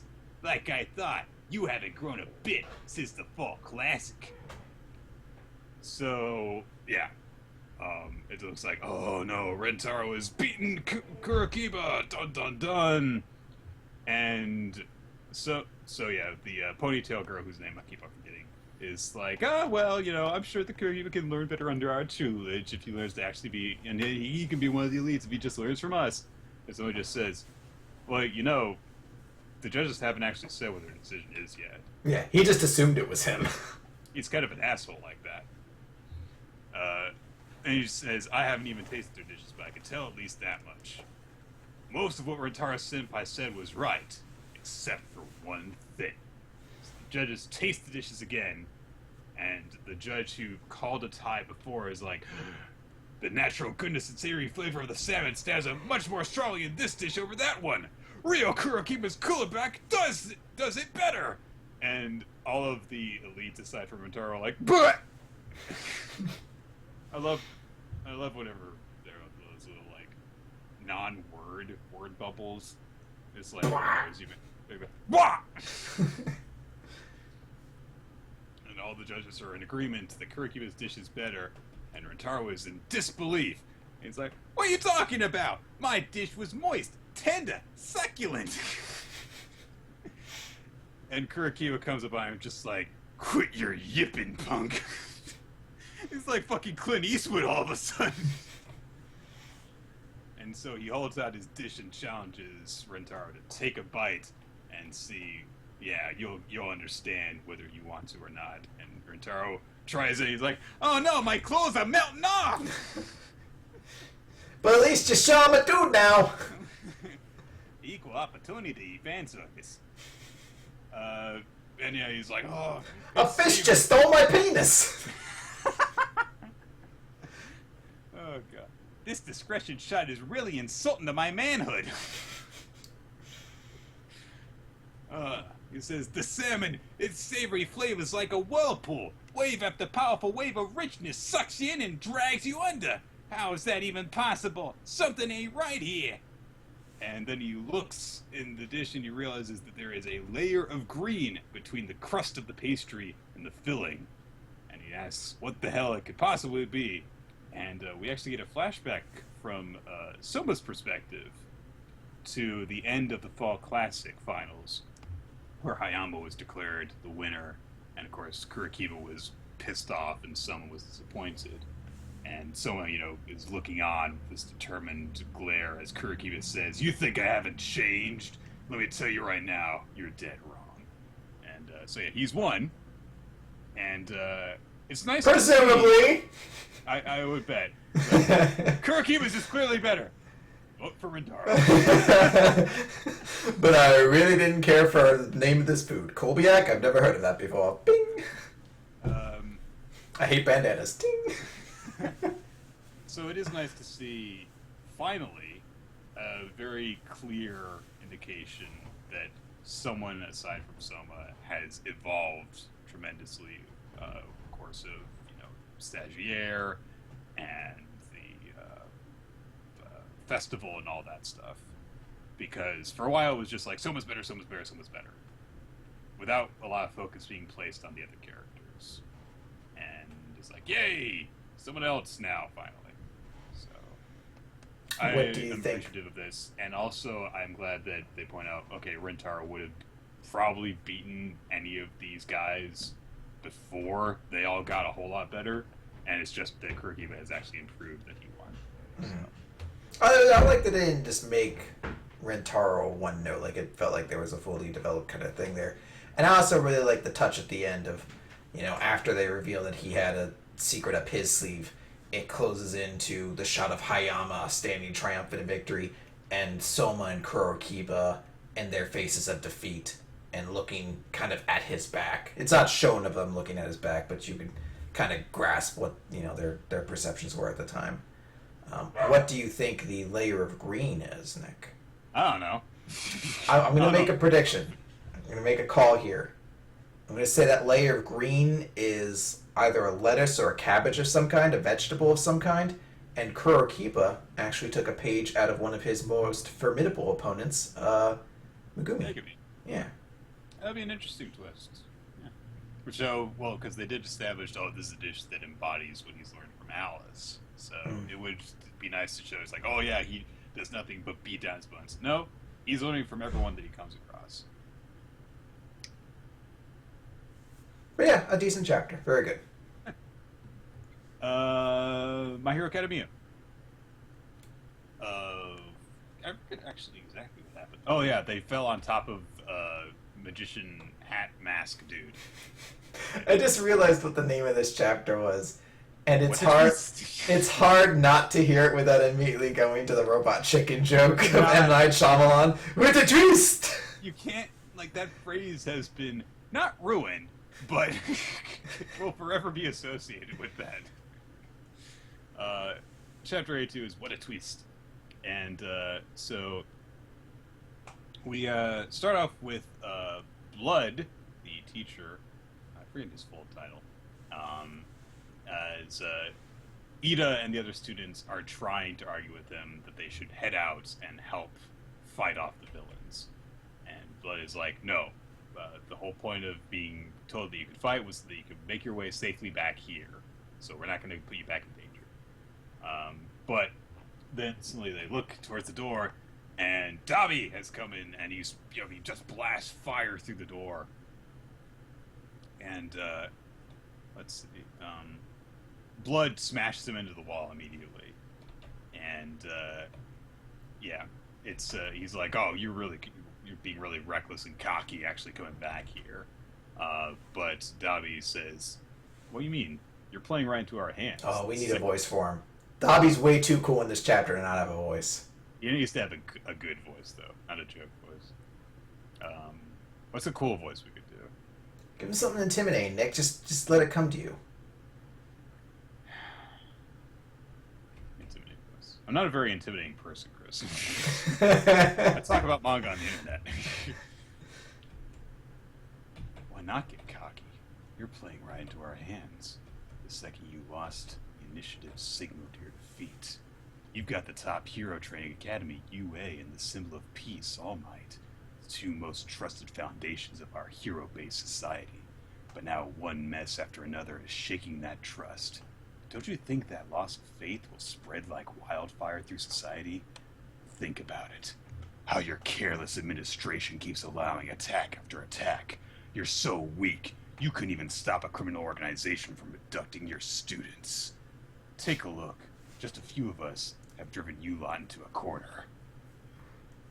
I'm sorry, I saw people in the chat suggesting things, and someone just threw out Mr. Bighead, and people like, I don't even know how you do Mr. Bighead. Like, oh, careless administration. That's too close to. How the fuck do you have, like, what's Mr. Big? And it was just screaming with, like, a low guttural voice. What's Mr. Bighead from? Rocko's Modern Life. It was the toad that lived next to him. Oh. Mr. Bighead's voice would be very inappropriate for this character. People were like, oh, like, Rocco, how careless your organization keeps attacking after attack! People were like, you should have made him Joker because he's got scars. No. Not the right kind of character, I don't think. So, Aizawa comes flying in and kicks Dabi in the head. He's like, look, there's no point in letting him rile you up. We're not going to get any information out of him. And he just, like, puts Dabi on the ground and just starts stomping him. And they're like, oh my god, it's Aizawa-sensei. Yeah, you know, this is just a fake, so don't worry about it. Glop, glop. After he just curb stomped it over and over again. So Aizawa says, look, I had to get, you know, permission to people to fight, and then I had to bring Kota to safety here. So take care of him. I'm going to head out there and fight, so you've got to stay here and protect this place. So everyone, you know, the students are all like, we should head out there too, because then we can win with numbers. And Aizawa says, no, you would get in our way, and they're targeting students. We know about Bakugo, and there might be others, and we're really short on intel, so we've got to just make sure that everyone stays safe. So he's being very cautious about this. Meanwhile, Dabi, of course, is sown a lot of doubt seemingly to this. And this is that, now that we know of this, it seems like Bakugo himself might, or at least according to them, is not particularly important. But the fact that they're abducting a student, of course, is going to make people go, well, I don't want to send my students, I don't want to send my kids to UA because they could get in danger. They'll be kidnapped. There's all these attacks in the school, being targeted. You couldn't even protect them when you were supposedly hiding them away. So, you know, there might be a little bit of a case of maybe some of the students in the class that aren't as important might actually end up not sticking around because they might be withdrawn from the school. It's a legitimate risk. You know, we've seen how much these parents care about their kids. So anyway, we cut back to where Deku and Shoji and Todoroki have landed on top of Top Hat Guy. And, of course, Clone Guy has been like, I know those guys! Who are they? So Dabi is just immediately like, hey, dodge. And he shoots fire at them. Which, I love how nonchalant he is, but he just tells the guy, it's like, you should dodge. I love his reaction to it. It's like ice shoots at him, and he's like, hot! Oh, he also says, oh man, that's cold when Dabi shoots the fire, so... yeah. He also is like, oh, you guys are from Shigaraki's hit list. That plain-looking beat-up kid and you weren't on it. I don't know why I love this guy so much. He's so stupid. I guess it's because he's just so silly. But it is interesting, I know I mean, obviously Shoji wouldn't be on the list, but it is interesting that Todoroki wasn't on the list. No, he says you guys are from Shigaraki's hit list. You weren't on it. So, he says that he's on the the plain-looking beat-up kid and you were not on it. He says, you guys are from Shigaraki's hit list. Oh, wait, no. So he's saying that Deku and Todoroki were on it. Right. Or basically being, they're not on it, don't kill them. Right. I guess. Okay, I get it now. Presumably Ida is on it too. You know, those three. Yeah, the ones who fought Stain. Or maybe Ida is not, because, well, he might have proven himself to. By the end of it, yeah. Who knows? Anyway, Toga, the crazy blood girl, jumps in. She pins Deku to the ground. She's like, hi, I'm Toga. I was thinking before how you'd look a whole lot cooler covered in blood. I'm like, this is how my other dream went. Top Hat Guy brushes himself off after it seems like the villains have gotten the advantage because Deku is disabled and the other two are preoccupied.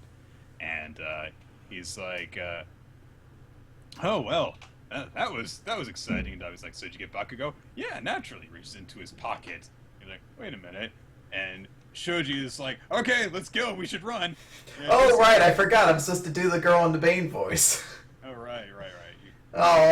She says a line later. Yeah. Shoji says, "I'm not quite sure what your quirk is, but from the way you were showing off before, I know that these things from your right pocket are Bakugo and Tokoyami, right, entertainer?" And Deku, of course, is really happy about this. And Top Hat Guy is like, "Oh, well done, and so quickly. There's no finer pickpocket than one with 6 arms, I suppose." So, for a second, in this brief moment, I was like, "Oh, Shoji might be a contender for my weekly MVP." And then it turns out, Yeah, he was actually he was pretty good this week. Yeah, you tried. Yeah, you did. You looked cool. This dude was unfortunately one step ahead of you. Yeah. So Todoroki's like, "All right, yeah, let's get out of here." And Dabi's like, "You fucking I can't believe you." And he says, No, hang on." And a couple of things happen. First, the Nomu from before shows up. That's not good. Second of all, space distortion appears as portals open up, and Deku accurately goes, "Oh no, it's the warp guy." Okay, so I believe that this is Toka then, if you want to do your Bane voice. Oh, sorry, Zoku. Catch you later. So, yeah. Girlish giggle. Yeah. They're like, "Okay, Dabi, we should go." And Dabi's like, "But the target is like, oh, no.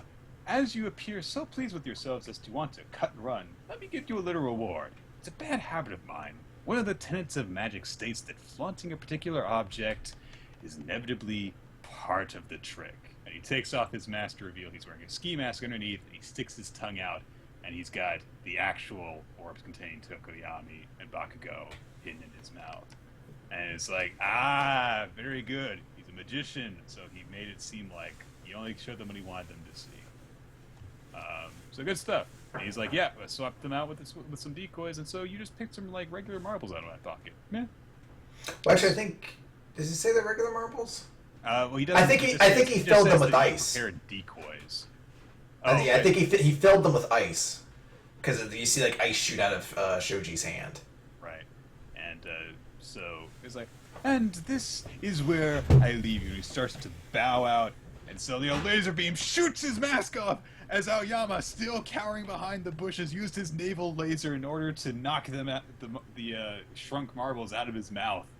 So everyone lunges forward, Deku and Shoji and Todoroki, and Deku goes, "Oh shit, my arms!" and just falls. I do like that he's the one who goes down immediately too. Like at least if this were Black Clover, Asta would have kept going just a little bit longer, then his stamina would have reached its end point.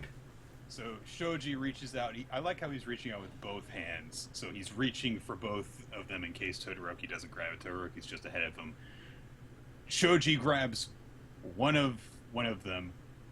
Todoroki goes for the other. Dabi snatches it first. And he just says, "How sad for you, Shoto Todoroki." And Deku's still trying to rush in, even without arms, even though he's already collapsed. And Dabi just says, "It's him. You can go ahead and release them." And Top Hat Guy snaps his fingers to release his ability, and Bakugo appears full size in Dabi's grasp with his hand around his neck, and Deku is screaming out for him, and Bakugo is only able to say, "Stay back, Deku," as the portals close and all the villains disappear with Bakugo.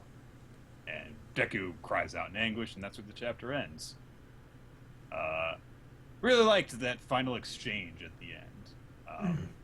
I had little things here and there weren't quite great, but I love the whole bit where the guy is like, "Oh, you thought you found them? Nope, here they are." Aoyama does something after he was established in the last chapter. The villains still get away with Bakugo even after all of that. I am curious about exactly what Bakugo's little warning to Deku was. It seemed like he was actually looking out for him. I think it was. I don't know if it's in a way it's looking out for him. I think it's him being like, "Get back! I can take care of myself." It's hard to tell because you see him. He doesn't. it's hard to tell if he's angry at Deku from just the one expression, because then he's always angry at Deku. He's always angry. He always looks angry. You don't know exactly what's going through his head right now. If he doesn't want to be saved by Deku, if he wants Deku to be safe, if he wants to be able to prove himself, or what. So it's going to be interesting to see exactly what comes from this, because, you know, there's then that whole thing that's been set up. If Bakugo is going to be in danger of going down the wrong path, and now he's in the villain's clutches, is he going to turn evil? Is he going to resist them? What is their plans with him? A lot of intrigue going into this. So on that level, I am glad that Bakugo actually did get captured, and that he didn't actually turn himself over and go willingly. He actually was taken. Mm-hmm. So there's a lot of, you don't know what's going to happen, and it could go a lot of ways, and that's what I like. And the heroes didn't look like chumps at the end. You had Nasal Laser Guy get his moment of firing off the beam. You have Shoji and Todoroki both went for it. Shoji was able to grab one, just, you know, 50-50 shot. It wasn't the right one. Todoroki tried to get his. He couldn't. They were up against, you know, four high-level villains who, you know, have very powerful abilities. So it really wasn't like they just got clowned or anything like that. They tried to win. They just, you know, things weren't on their side. And I like that the villains ultimately were victorious even in defeat, but that defeat was almost kind of part of the point, because they only needed this to have come out ahead. They needed to show that the heroes were vulnerable, that, you know, Hero Academy is not perfect, that put some doubt in the public about how capable the heroes are. And also, I think that this whole arc really actually established the villains in this group very well. The ones that actually, you know, survived the fight. Because, you know, you've got Toga and Dabi were established before. They have very different characters. Dabi seems like a very good sub-leader kind of character, and Toga is a great just psychopath kind of character. You've got the weird clone, then the magician, and so yeah, good group to continue forward with, as opposed to, I mean, the full 10.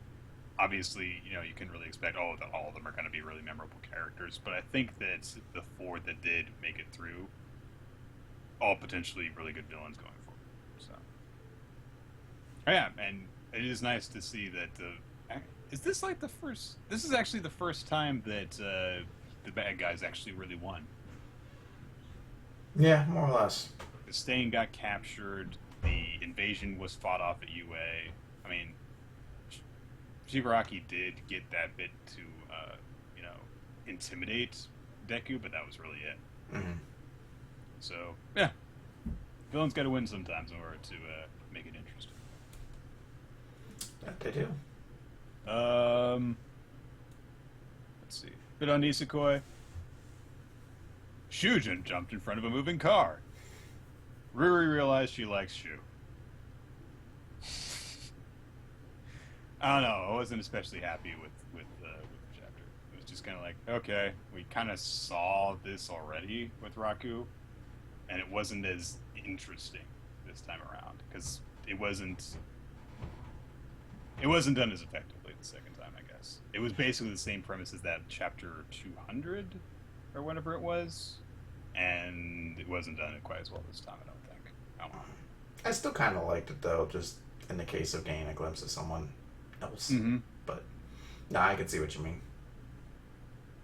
I've liked this overall sequence in terms of exploring the two characters and their relationship, though, which, because, you know, you're always going to have like 150 more chapters of Chidage and Raku in case something goes wrong, but not so much with these two. So, One Piece, chapter 819. Oh god, so many chapters. Momonosuke, heir to the Kozuki clan. I don't recognize this scene again. It's Frankie's Island, where he was during the time skip. He went and made all the animals robot animals. Which is too awesome for them not to eventually show up on this island at some point. I don't think they can. I'm pretty sure it was in one of the blues, or it was somewhere on the Grand Line they probably have passed, but fuck do I want to go to the island of robot animals made by Frankie.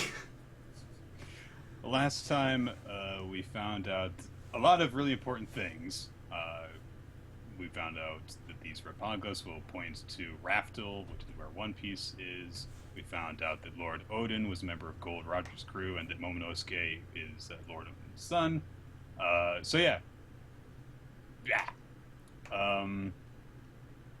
So basically this, explains, okay, so all these people who were after you, Doflamingo, Caesar Clown, Kaido, they were trying to figure out what was at Raftel from you guys. They're trying to extract that information from you. And Kimon says, yeah, and we don't actually know any of that stuff, because Odin didn't burden us when they knew of those secrets. So, Odin was tortured to death, and he spared us from that fate. But these people are still going to keep on coming after us. It doesn't matter that we don't know anything; they think that we do. And Lord Odin left us but one message before his death: open Wano's borders. And so they also I love this. They have this feeling of guilt because we were meant to actually be his guardians, but he gave his life protecting us instead. So they have to live with that shame. And so the only thing they want to do now is to strike down the Shogun of Wano and open the closed borders of their country, because that is what Odin's final wish was, and so that is their biggest goal.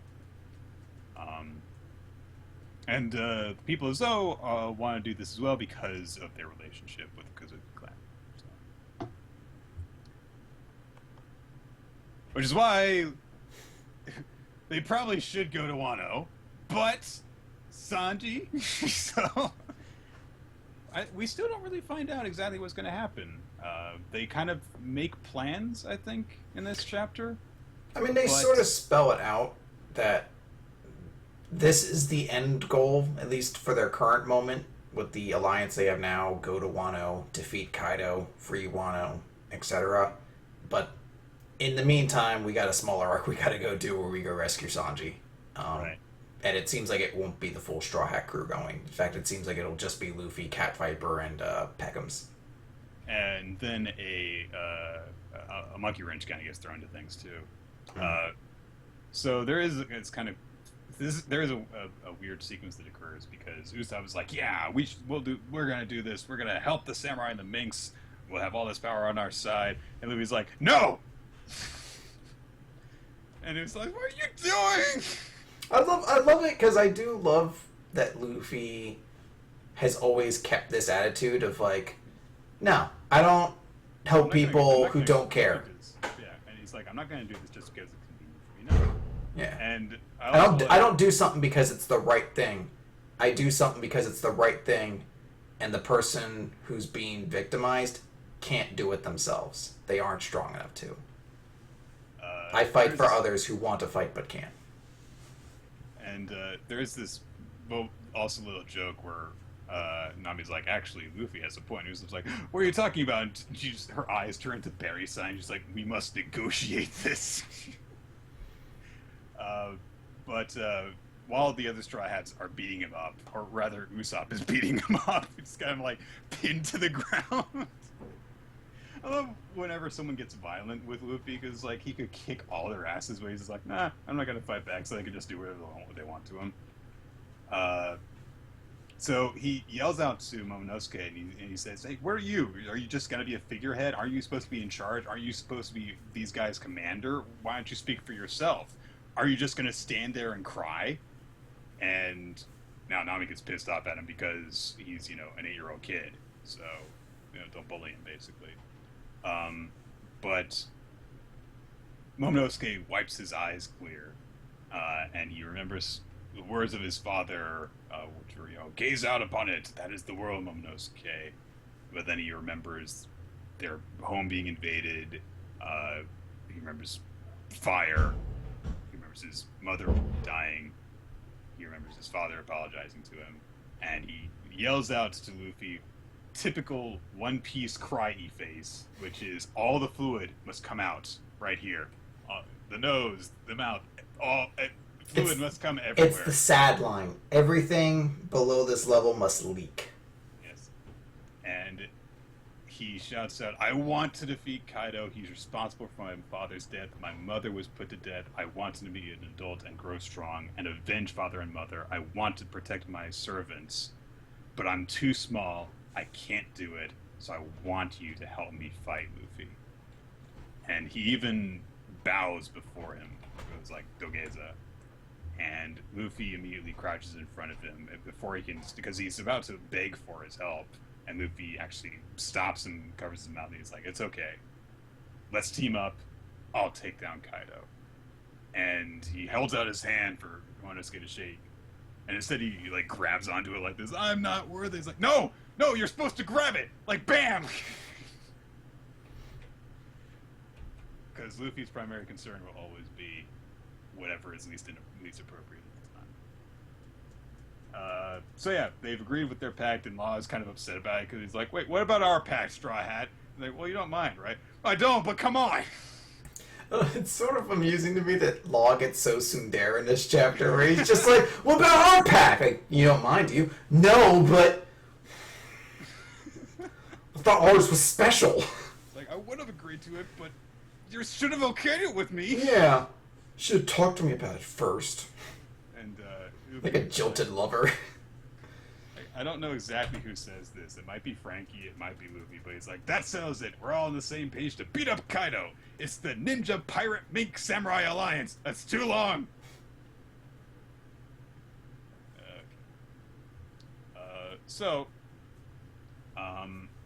And Luffy's like, "Being an alliance, by the way, means you shouldn't have to bow to me. It means we're friends." And I was like, "No, no, it doesn't."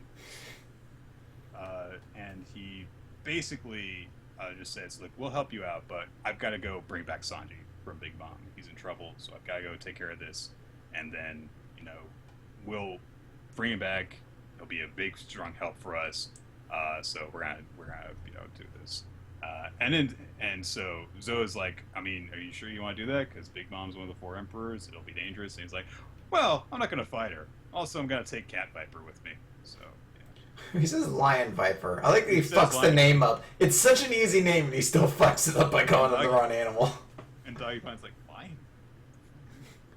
I particularly love that Luffy is like, "We'll have Sanji on board, because he's going to have the strength of like 1,000 people." And Zoro, like, in the back, not in the conversations, like, "Well, then that must mean I'm worth 2,000. And I just particularly love Nami in the background, patting him on the head, like stroking his ego, like, "Sure you are. You're so strong, Zoro."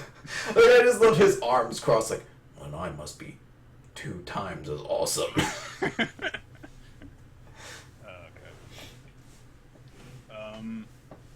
We get a little bit of talk from people not present there. They're outside of the whale. And people are just talking, like Pedro and Wanda and Carrot. And they're like, "Oh, yeah, Dogstorm and Cat Viper were once the closest of friends. And on the day they finally returned from that long journey close to death, they were already locked in struggle. Such animosity that even a shared glance caused a fight to the death." Everyone's like, "I wonder what happened between them." But yeah, they've reconciled now, so everyone's like, "All right, now we don't have to have the separation between our cores. This is cool." But then we cut to out on the ocean, approaching Zoe as raggedy sailed ships sail towards the giant elephant, and we cut to a board, and oh my God, he's not dead, right? We knew he wasn't dead last week. We knew he wasn't dead last week, but he has shown up, and he's got Sheepshead from way back long time ago. He's got him strung up behind him, and he's like, "I didn't expect you to return to me with the words, 'Raizo was not there.'" So yeah, he's really pissed off about all this, especially considering his ship apparently went through a bit of shit. And so everyone's like, "Okay, so what's the plan, Master Jack?" And he's like, "Well, we got him on the ropes, so we're gonna finish them off for good. Mercy only breeds annoying vengeance." So I was like, "Okay, yeah, let's invade and wipe them out." He's like, "No, we're not gonna have to invade them. We're gonna kill the elephant," which is both cruel and also very smart. So I like this. It was a very cool chapter. I'm particularly excited. We got a lot of little small details that pertain to the flashback we'll presumably get when we do show up to Wano. Then I'm excited to see like the small snippets we got of Monomose, but we also had like a direct quote from uh, Kinemon's description, where he says, the last thing he said to me was, "Open our borders." So I'm excited that it's like the small seeds of a story that Oda has planted into this. Probably like a year, probably even almost 2 years before we'll actually get that flashback. That I'm just kind of excited. I always love it when he kind of inserts things into the story ahead of time. So I thought that was a really cool thing, and I'm just kind of saying, see where things go from here. Toriko. Gourmet 362 to the completion of the full course. We start off actually with Brunch, who has carried those 4 ingredients to Midoriya's place. He finds, what's his name? Who gives a fuck? Otake. Right. Who establishes that the reason he follows Midoriya is because he wants to hear Midoriya say the words, "That was delicious," in response to something that he has prepared for him. But the important thing that Brunch finds out is that Midoriya has actually already freed all of the chefs that were under his, they were imprisoned there. He freed them ahead of time, even before the delivery of the food. So yeah, that's the important thing that's established. Anyway, we cut back to Toriko and company. Komatsu uses the golden cookware to open up the fish petri, not petri, can. The can. And a spray of some sort shoots out of it and hits Toriko in the face, and his scars throb. And he's just like, "Oh, Jesus Christ!" And we get this, internal view of his demons. He's got 3 of them. We've got the, blue one and his regular one, who are just like, hey, you can't do anything yet. If you take over, Toriko's body isn't gonna be able to take it. So he just goes. That's it. Fuck you guys. That's his voice. He's like a Mr. Hanky. Oh, come on. He's very, very odd looking kind of creature. He's big, hulking, muscular thing with way too small angel wings on the back. Also has scars. So, whereas Toriko has the scars. Toriko, after a bit of a freak out, recovers. And they look at it and it's like, what the fuck is this thing? It's this weird shell. And Gigi is like, it is a demon shell. A phantom shell said to have eaten fish from every sea a long time ago. Its demonic appetite earned it the name of demon shell. I thought they'd been wiped out, though. It's like, oh, okay. So, they reach This is the grossest fucking thing in the world. I usually am, super, intrigued by Toriko. Like, oh man, that looks so good. This is one of the most revolting things in the world. Like, pokes, toothpick into a little bit of meat inside the shell. And he starts to pull it out, and it's like clown snakes. It's like almost one long continuous thing of meat, but not like an appealing meat. It's like, it almost just seems like a pussy, long, fleshy glob. Like, I don't know. Like, I don't like fish. This wouldn't appeal to me. If you told me this was beef right now, I'd still be like, I'm not fucking touching that. It just looks so gross that it's like every meat's just crammed together into one long, very slippery, slimy, pustule thing. I'm like, ugh. So apparently, anyway, it's super good, and it goes on this fucking full course menu. Yeah, and it's apparently like an infinite amount of meat to contain in this tiny little shell because it's so densely packed. You just kind of have to go. So yeah, and Gigi is like, yes, the demon shell allows for the revival of flavors from fish that are extinct, the memories of far-off sea flavors, which is a cool idea. But I am kind of there with you, just like, that actually doesn't seem nearly as good as rainbow fruit, BB corn, popcorn. I mean, to be fair, any food that he's gotten on his menu since they've gone to the New World, the foods now have become almost beyond words. Like, you can't describe the flavor in it. It's, incomprehensible to us, the human audience. There's no comparison in our world. So, when stuff like Another and Earth and Atom are on menus, it's like, I guess those seem good, but it's not any, it's never anything I compare it to, like, the mellow cola or century soup. I'm like, I have at least a perception of what those real life foods, and I'm just imagining the uttermost immaculate perception of that. And this one, it's like, I had the fucking anonymous blob of food that was so good. I grew breasts. I'm like, this doesn't seem good at all.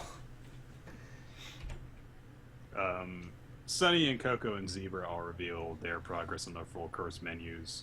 Sunny's is complete. He's got Earth as his dessert. Coco has Adam as his drink, and Zebra has another as his fish.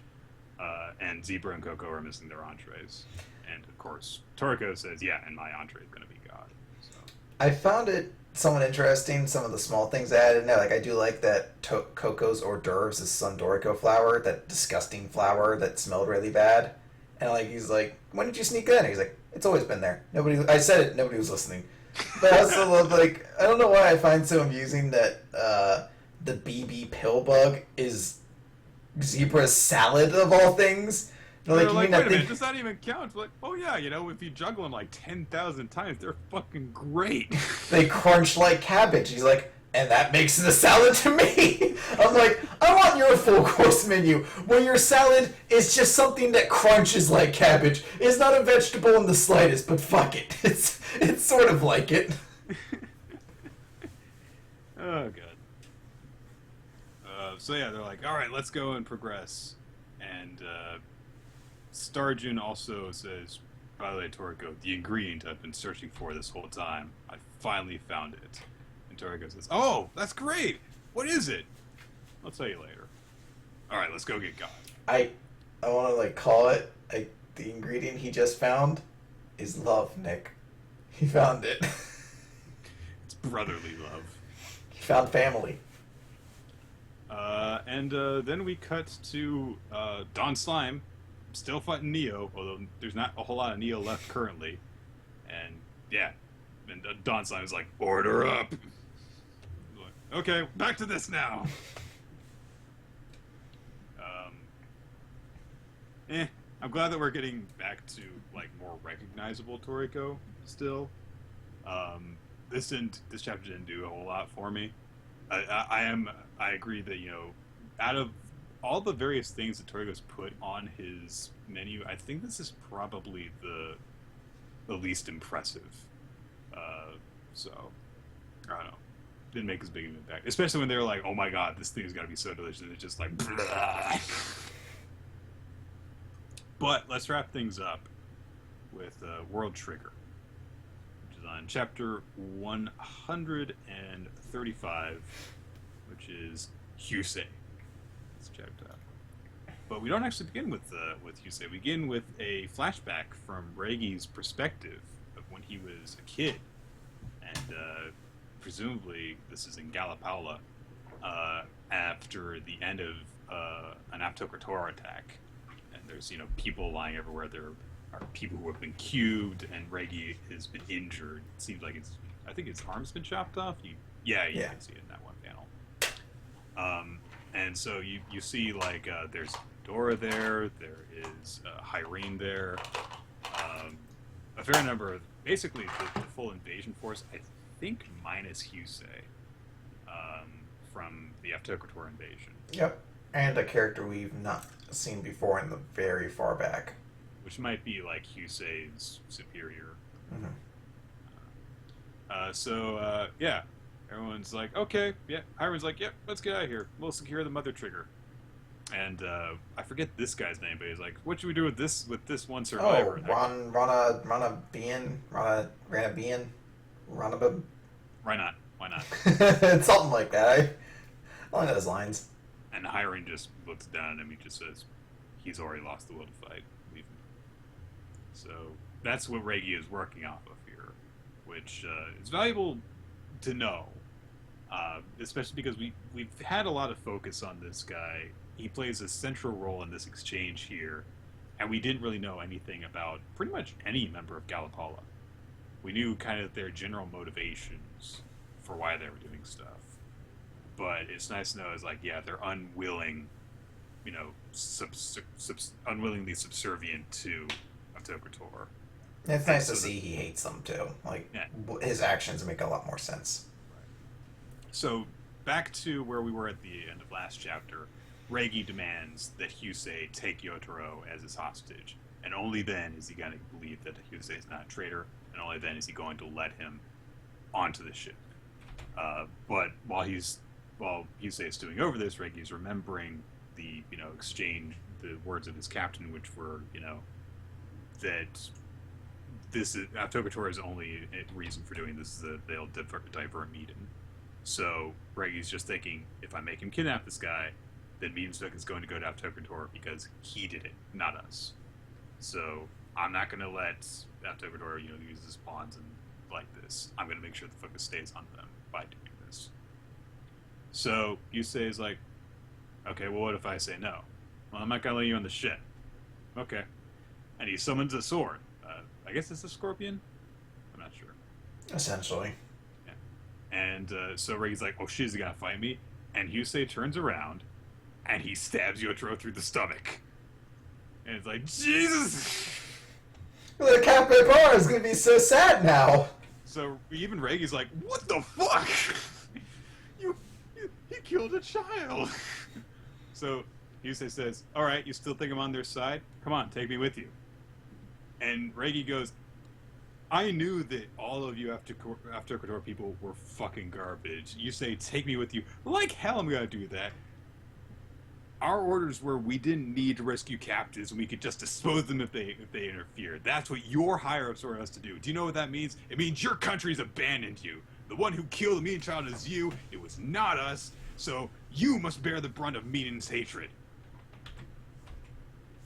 So, and the voice says, so are you saying? And Yotaro gets up that he can't go back home? And Reigi's like, wait, he's alive? And there's just this one little explanation. It's like, yeah, he bent the blade of the sword around Yotaro's midsection, and Yotaro just pretended to be stabbed with a scorpion. Like, well, okay then. He's like, yeah, you think if I actually died, I'd have duck face on? That's how you tell it's not a serious moment, didn't you know? Yeah. When serious shit happens in duck face, or serious shit happens in World Trigger, nobody has duck face on. So Reigi, of course, is like, you set me up! He says, you set me up first. So Reigi gets really pissed off. He unleashes his trigger, which is called Thugator. I don't care if that's not the right pronunciation. It's Thugator now. That sounds silly and stupid. And Hyusei unleashes his Lamberis. It's such a cool panel. It is actually pretty pretty sweet. So fucking cool. Got the swarms of metal projectiles surrounding him, and he just immediately takes Reigi down. The dogs that he's got with him collapse. He pins down Reigi, all in just one immediate 2-page spread. He's got like a gauntlet. The cloaks just appeared on him, swirling. And Hyusei says, you have my gratitude for the valuable information. And then he forms basically a couple of Beyblades, chops Reigi in half, and forces him to bail out. I would say buzzsaws, but I guess you'll go with a much nerdier reference. I will, yeah. So Jin makes his presence known, and he's like, oh, that was some good acting, you guys. And Yotaro says, I taught him so many things. Very calm for someone who thought that he was getting stabbed through the stomach. So Hyusei says to Jin, hey, you remember that bet that we made? Well, I'd like to use that power right now. And he actually hands his trigger back to Yotaro. He says, I want you to do whatever it takes to get me back to Tokutor. And Jin says, okay, I understand. So there's an open seat for you. And maybe we can still make it. We can take a look at the squad you'll be joining. Oh, I love this chapter. I love the end of it particularly, too. I like that, like, do whatever it takes, get me back to Tokutor. And just Jin being like, understood. If that's the case, there's an open seat for you. Maybe we could still make it and see this squad you'll be joining. Like, I don't know why, like, it's like, alright, I get it. This little arc was sort of a diversion, but it was ultimately used to push this direction. But it's not the way it ended. It's like, alright, well, now we're done with that break. here's the main characters and how they're doing in their fight. And I swear to God, we better show up next week and it's like Osamu got like 5 points. He's like, oh, he's like holding up fucking the one, like the fucking blonde guy's head. Like, ah, I spidered so good. He looks like Conan the Barbarian. Yeah, all of his clothes have been destroyed except for like a manly loincloth. So now he's got 6-pack abs. Like, oh. Kitora is there in a metal bikini clinging to his leg for some reason. I fucking love this chapter. Really bad. This one our favorite chapter of the week for the chat. It won mine. It did win the vote for the chat as well. Not nearly as big as One Piece won last week, but a fair margin of victory still. Almost twice as many points as the next runner-up. I mean, it all just goes together so well. The setup makes perfect sense. Husei's actions make sense. And I like how we've seen him develop a little bit in terms of, of course he's not, in terms of he's not going to kill Yotaro. He at least cares about him that much. Then he's not, saying like, obviously you guys are my friends now that my country's an enemy. He's just like, okay, I want to get back there and fuck rescued. with these guys. I need your help. So you have to do it because of the bet we made. Get me there. And so they're like, oh, all right. So yeah, really love this chapter. This and the one before it go together so well. It's a very cool chapter. I'm excited to see where this goes. So we need to do our weekly MVPs and whatnot. Yes, we do. So yeah, War Trigger, my favorite series this week. What about you? I'll say my character of the week is Husei, because it's somewhat of a it needs to be thing, because this is the first time, this is the chapter that says, all right, I'm going to be a character in this series. Like it or not, I'm going to be the fourth man to Tamakoma 2. I am going to be a main character, at least for a bit. At the very worst, I'm going to be this series' Vivi. So, just deal with that. Oh my god, it's a cat! The series is what? Vivi. Like, Vivi from One Piece. Oh, Vivi. Okay. Yeah. So, and that way I'm kind of being like, all right, I'm just going to accept that this is going to be an interesting scenario. I'm gonna give the Husei the benefit of the doubt and be like, this was a cool moment for you. I'm not totally crazy about your character, but I'm all on board on getting invested in you. That said, my favorite chapter of the week, or I guess my chapter of the week, goes to Bleach. I truly and completely love that chapter. I think the other chapters this week, this was a great week. I don't think any chapter outside of maybe Fairy Tail was particularly bad, and even Black Clover was a little bit weak. But I think every chapter was good. But Bleach was the one that I was like, holy shit, this was just awesome. I know it's stupid, but it was just enjoyable in every way I want Bleach to be. So I have to give it to Bleach for that. Wow. That's like the first Bleach choice outside of Tekking.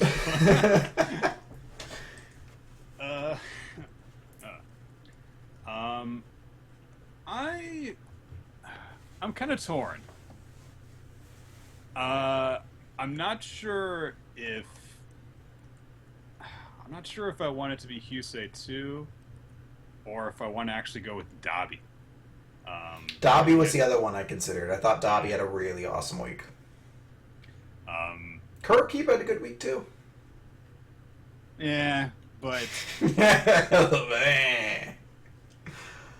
I feel like I'm kind of on board with you. It's like it kind of has to be Husei though, because this is a long-term investment. He's not going away.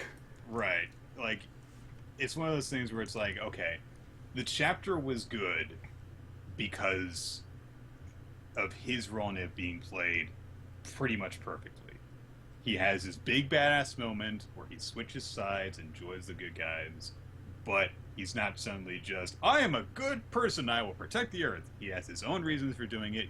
Those reasons stay consistent. His character stays consistent while taking a small but important step forward. And he looks fucking badass in that 2-page spread. Whereas Dabi's role in the chapter of My Hero Academia was mostly non-action. Because he says some cool things, but mostly he just shows up because he knows that he won't get captured, and he trash talks. And then he doesn't play any part in the exchange between the villains except for that initial blast of fire. You know, everyone else is involved in that exchange. Deku and the guy with the mask, and now Yama and Shoji, and all the other villains aren't actually doing anything until he grabs Bakugo. That's really all he does. So Dabi is a second, but I gotta go with Yusei too. Very good.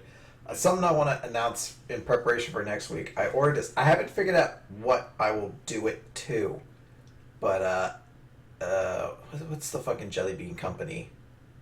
Jelly Belly. Jelly Belly has this thing called Bean Boozled. I don't know if you've heard of it. I have. It's essentially it's a bit of a Birdie Bots kind of thing. Yeah, essentially it's a mixture of jelly beans, and there's a bunch of different flavors, but there's 2 flavors that always look the exact same. And one of them's a regular jelly bean, and the other one's fucking disgusting. So it's like a white jelly bean. It's like it might be coconut or it might be baby wipes. I ordered a box of that. I'm gonna have it for next weekly manga recap. I'm just trying to figure out exactly what the condition will be to have to eat a bean. I'm glad only you are gonna have this box. I just thought it'd be fun. We got video. Why don't we do things with it? You know. So that'll be for next week then. Okay.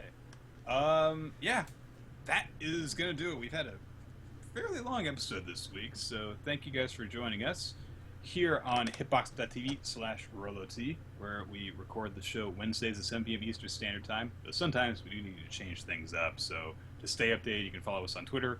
The official Weekly Manga Recap Twitter account is at WMR Podcast, and your hosts are at RoloT and at YRuler of Time. You can also check out our past episodes on weeklymangarecap.podbean.com and subscribe to us on iTunes, plus leave a comment and rating to help out the algorithm. Thank you to Tropical Blitz. Says, are you looking for a podcast to introduce you all about wrestling, sports, movie, and music that you never wanted to know while occasionally having a thoughtful and intelligent discussion about manga? Then you're in luck, because Weekly Manga Recap is your one-stop shop for all those things and more. So thank you very much, Tropical. Be sure to send us criticism, ask us questions, and suggest future manga for us to read. You can email those things to weeklymangarecap@yahoo.com. Also, special thanks go out to our Patreon supporters, because your support allows us to create all sorts of bonus content for you guys to enjoy. I know that it looks like we're a long ways away from that air gear suggestion, but I mean, more than that, like, guys, every little bit we appreciate it so much. Not just because it's a little bit of financial support, but also because it's a good feeling to know that it means that much to you guys, what we do. It's incredibly flattering. Thank you for every little bit. Immensely. Particularly also special thanks to Kurt Duncan, who is our most recent patron. So thank you very much, Kurt. And finally, to the people who help us do this show, such as Steve Man, our title artist, who is found in many places across the corners of the internet, as well as infamous. He actually has a link on whitehouse.gov if you're looking. You click around a couple of the departments, it gives you a link to idrawboops.tumblr.com. No wonder the Republicans want to shut down subdivisions. What do we need? What do we need a council for Steve Mann's art? Look, he's in a lot of places. We got to regulate a lot. Yeah, there's a lot of people who need to be on top of things. Special thanks as well go out to Infamous Planet's friend of the show and regular target of unfair amounts of hatred and bashing. We love you, you asshole. Who has done so much stuff for our show, including putting this frame together for the official edition of the podcast. And Felix Dark, of course, has also made special video editions of the show on his YouTube page as well. So, Chris, you want to tell us what we're going to be reading next? Yes. Well, this was you at the beginning of the year, Nick. You made a plea that you wanted shitty series to come in. And then we read Akisora, and we were good. Well, there are many shitty suggestions still, and I figured, fuck it. Let's tackle one more. So our series this time is going to be Shinsuke no Iron Maiden, which is, I don't know.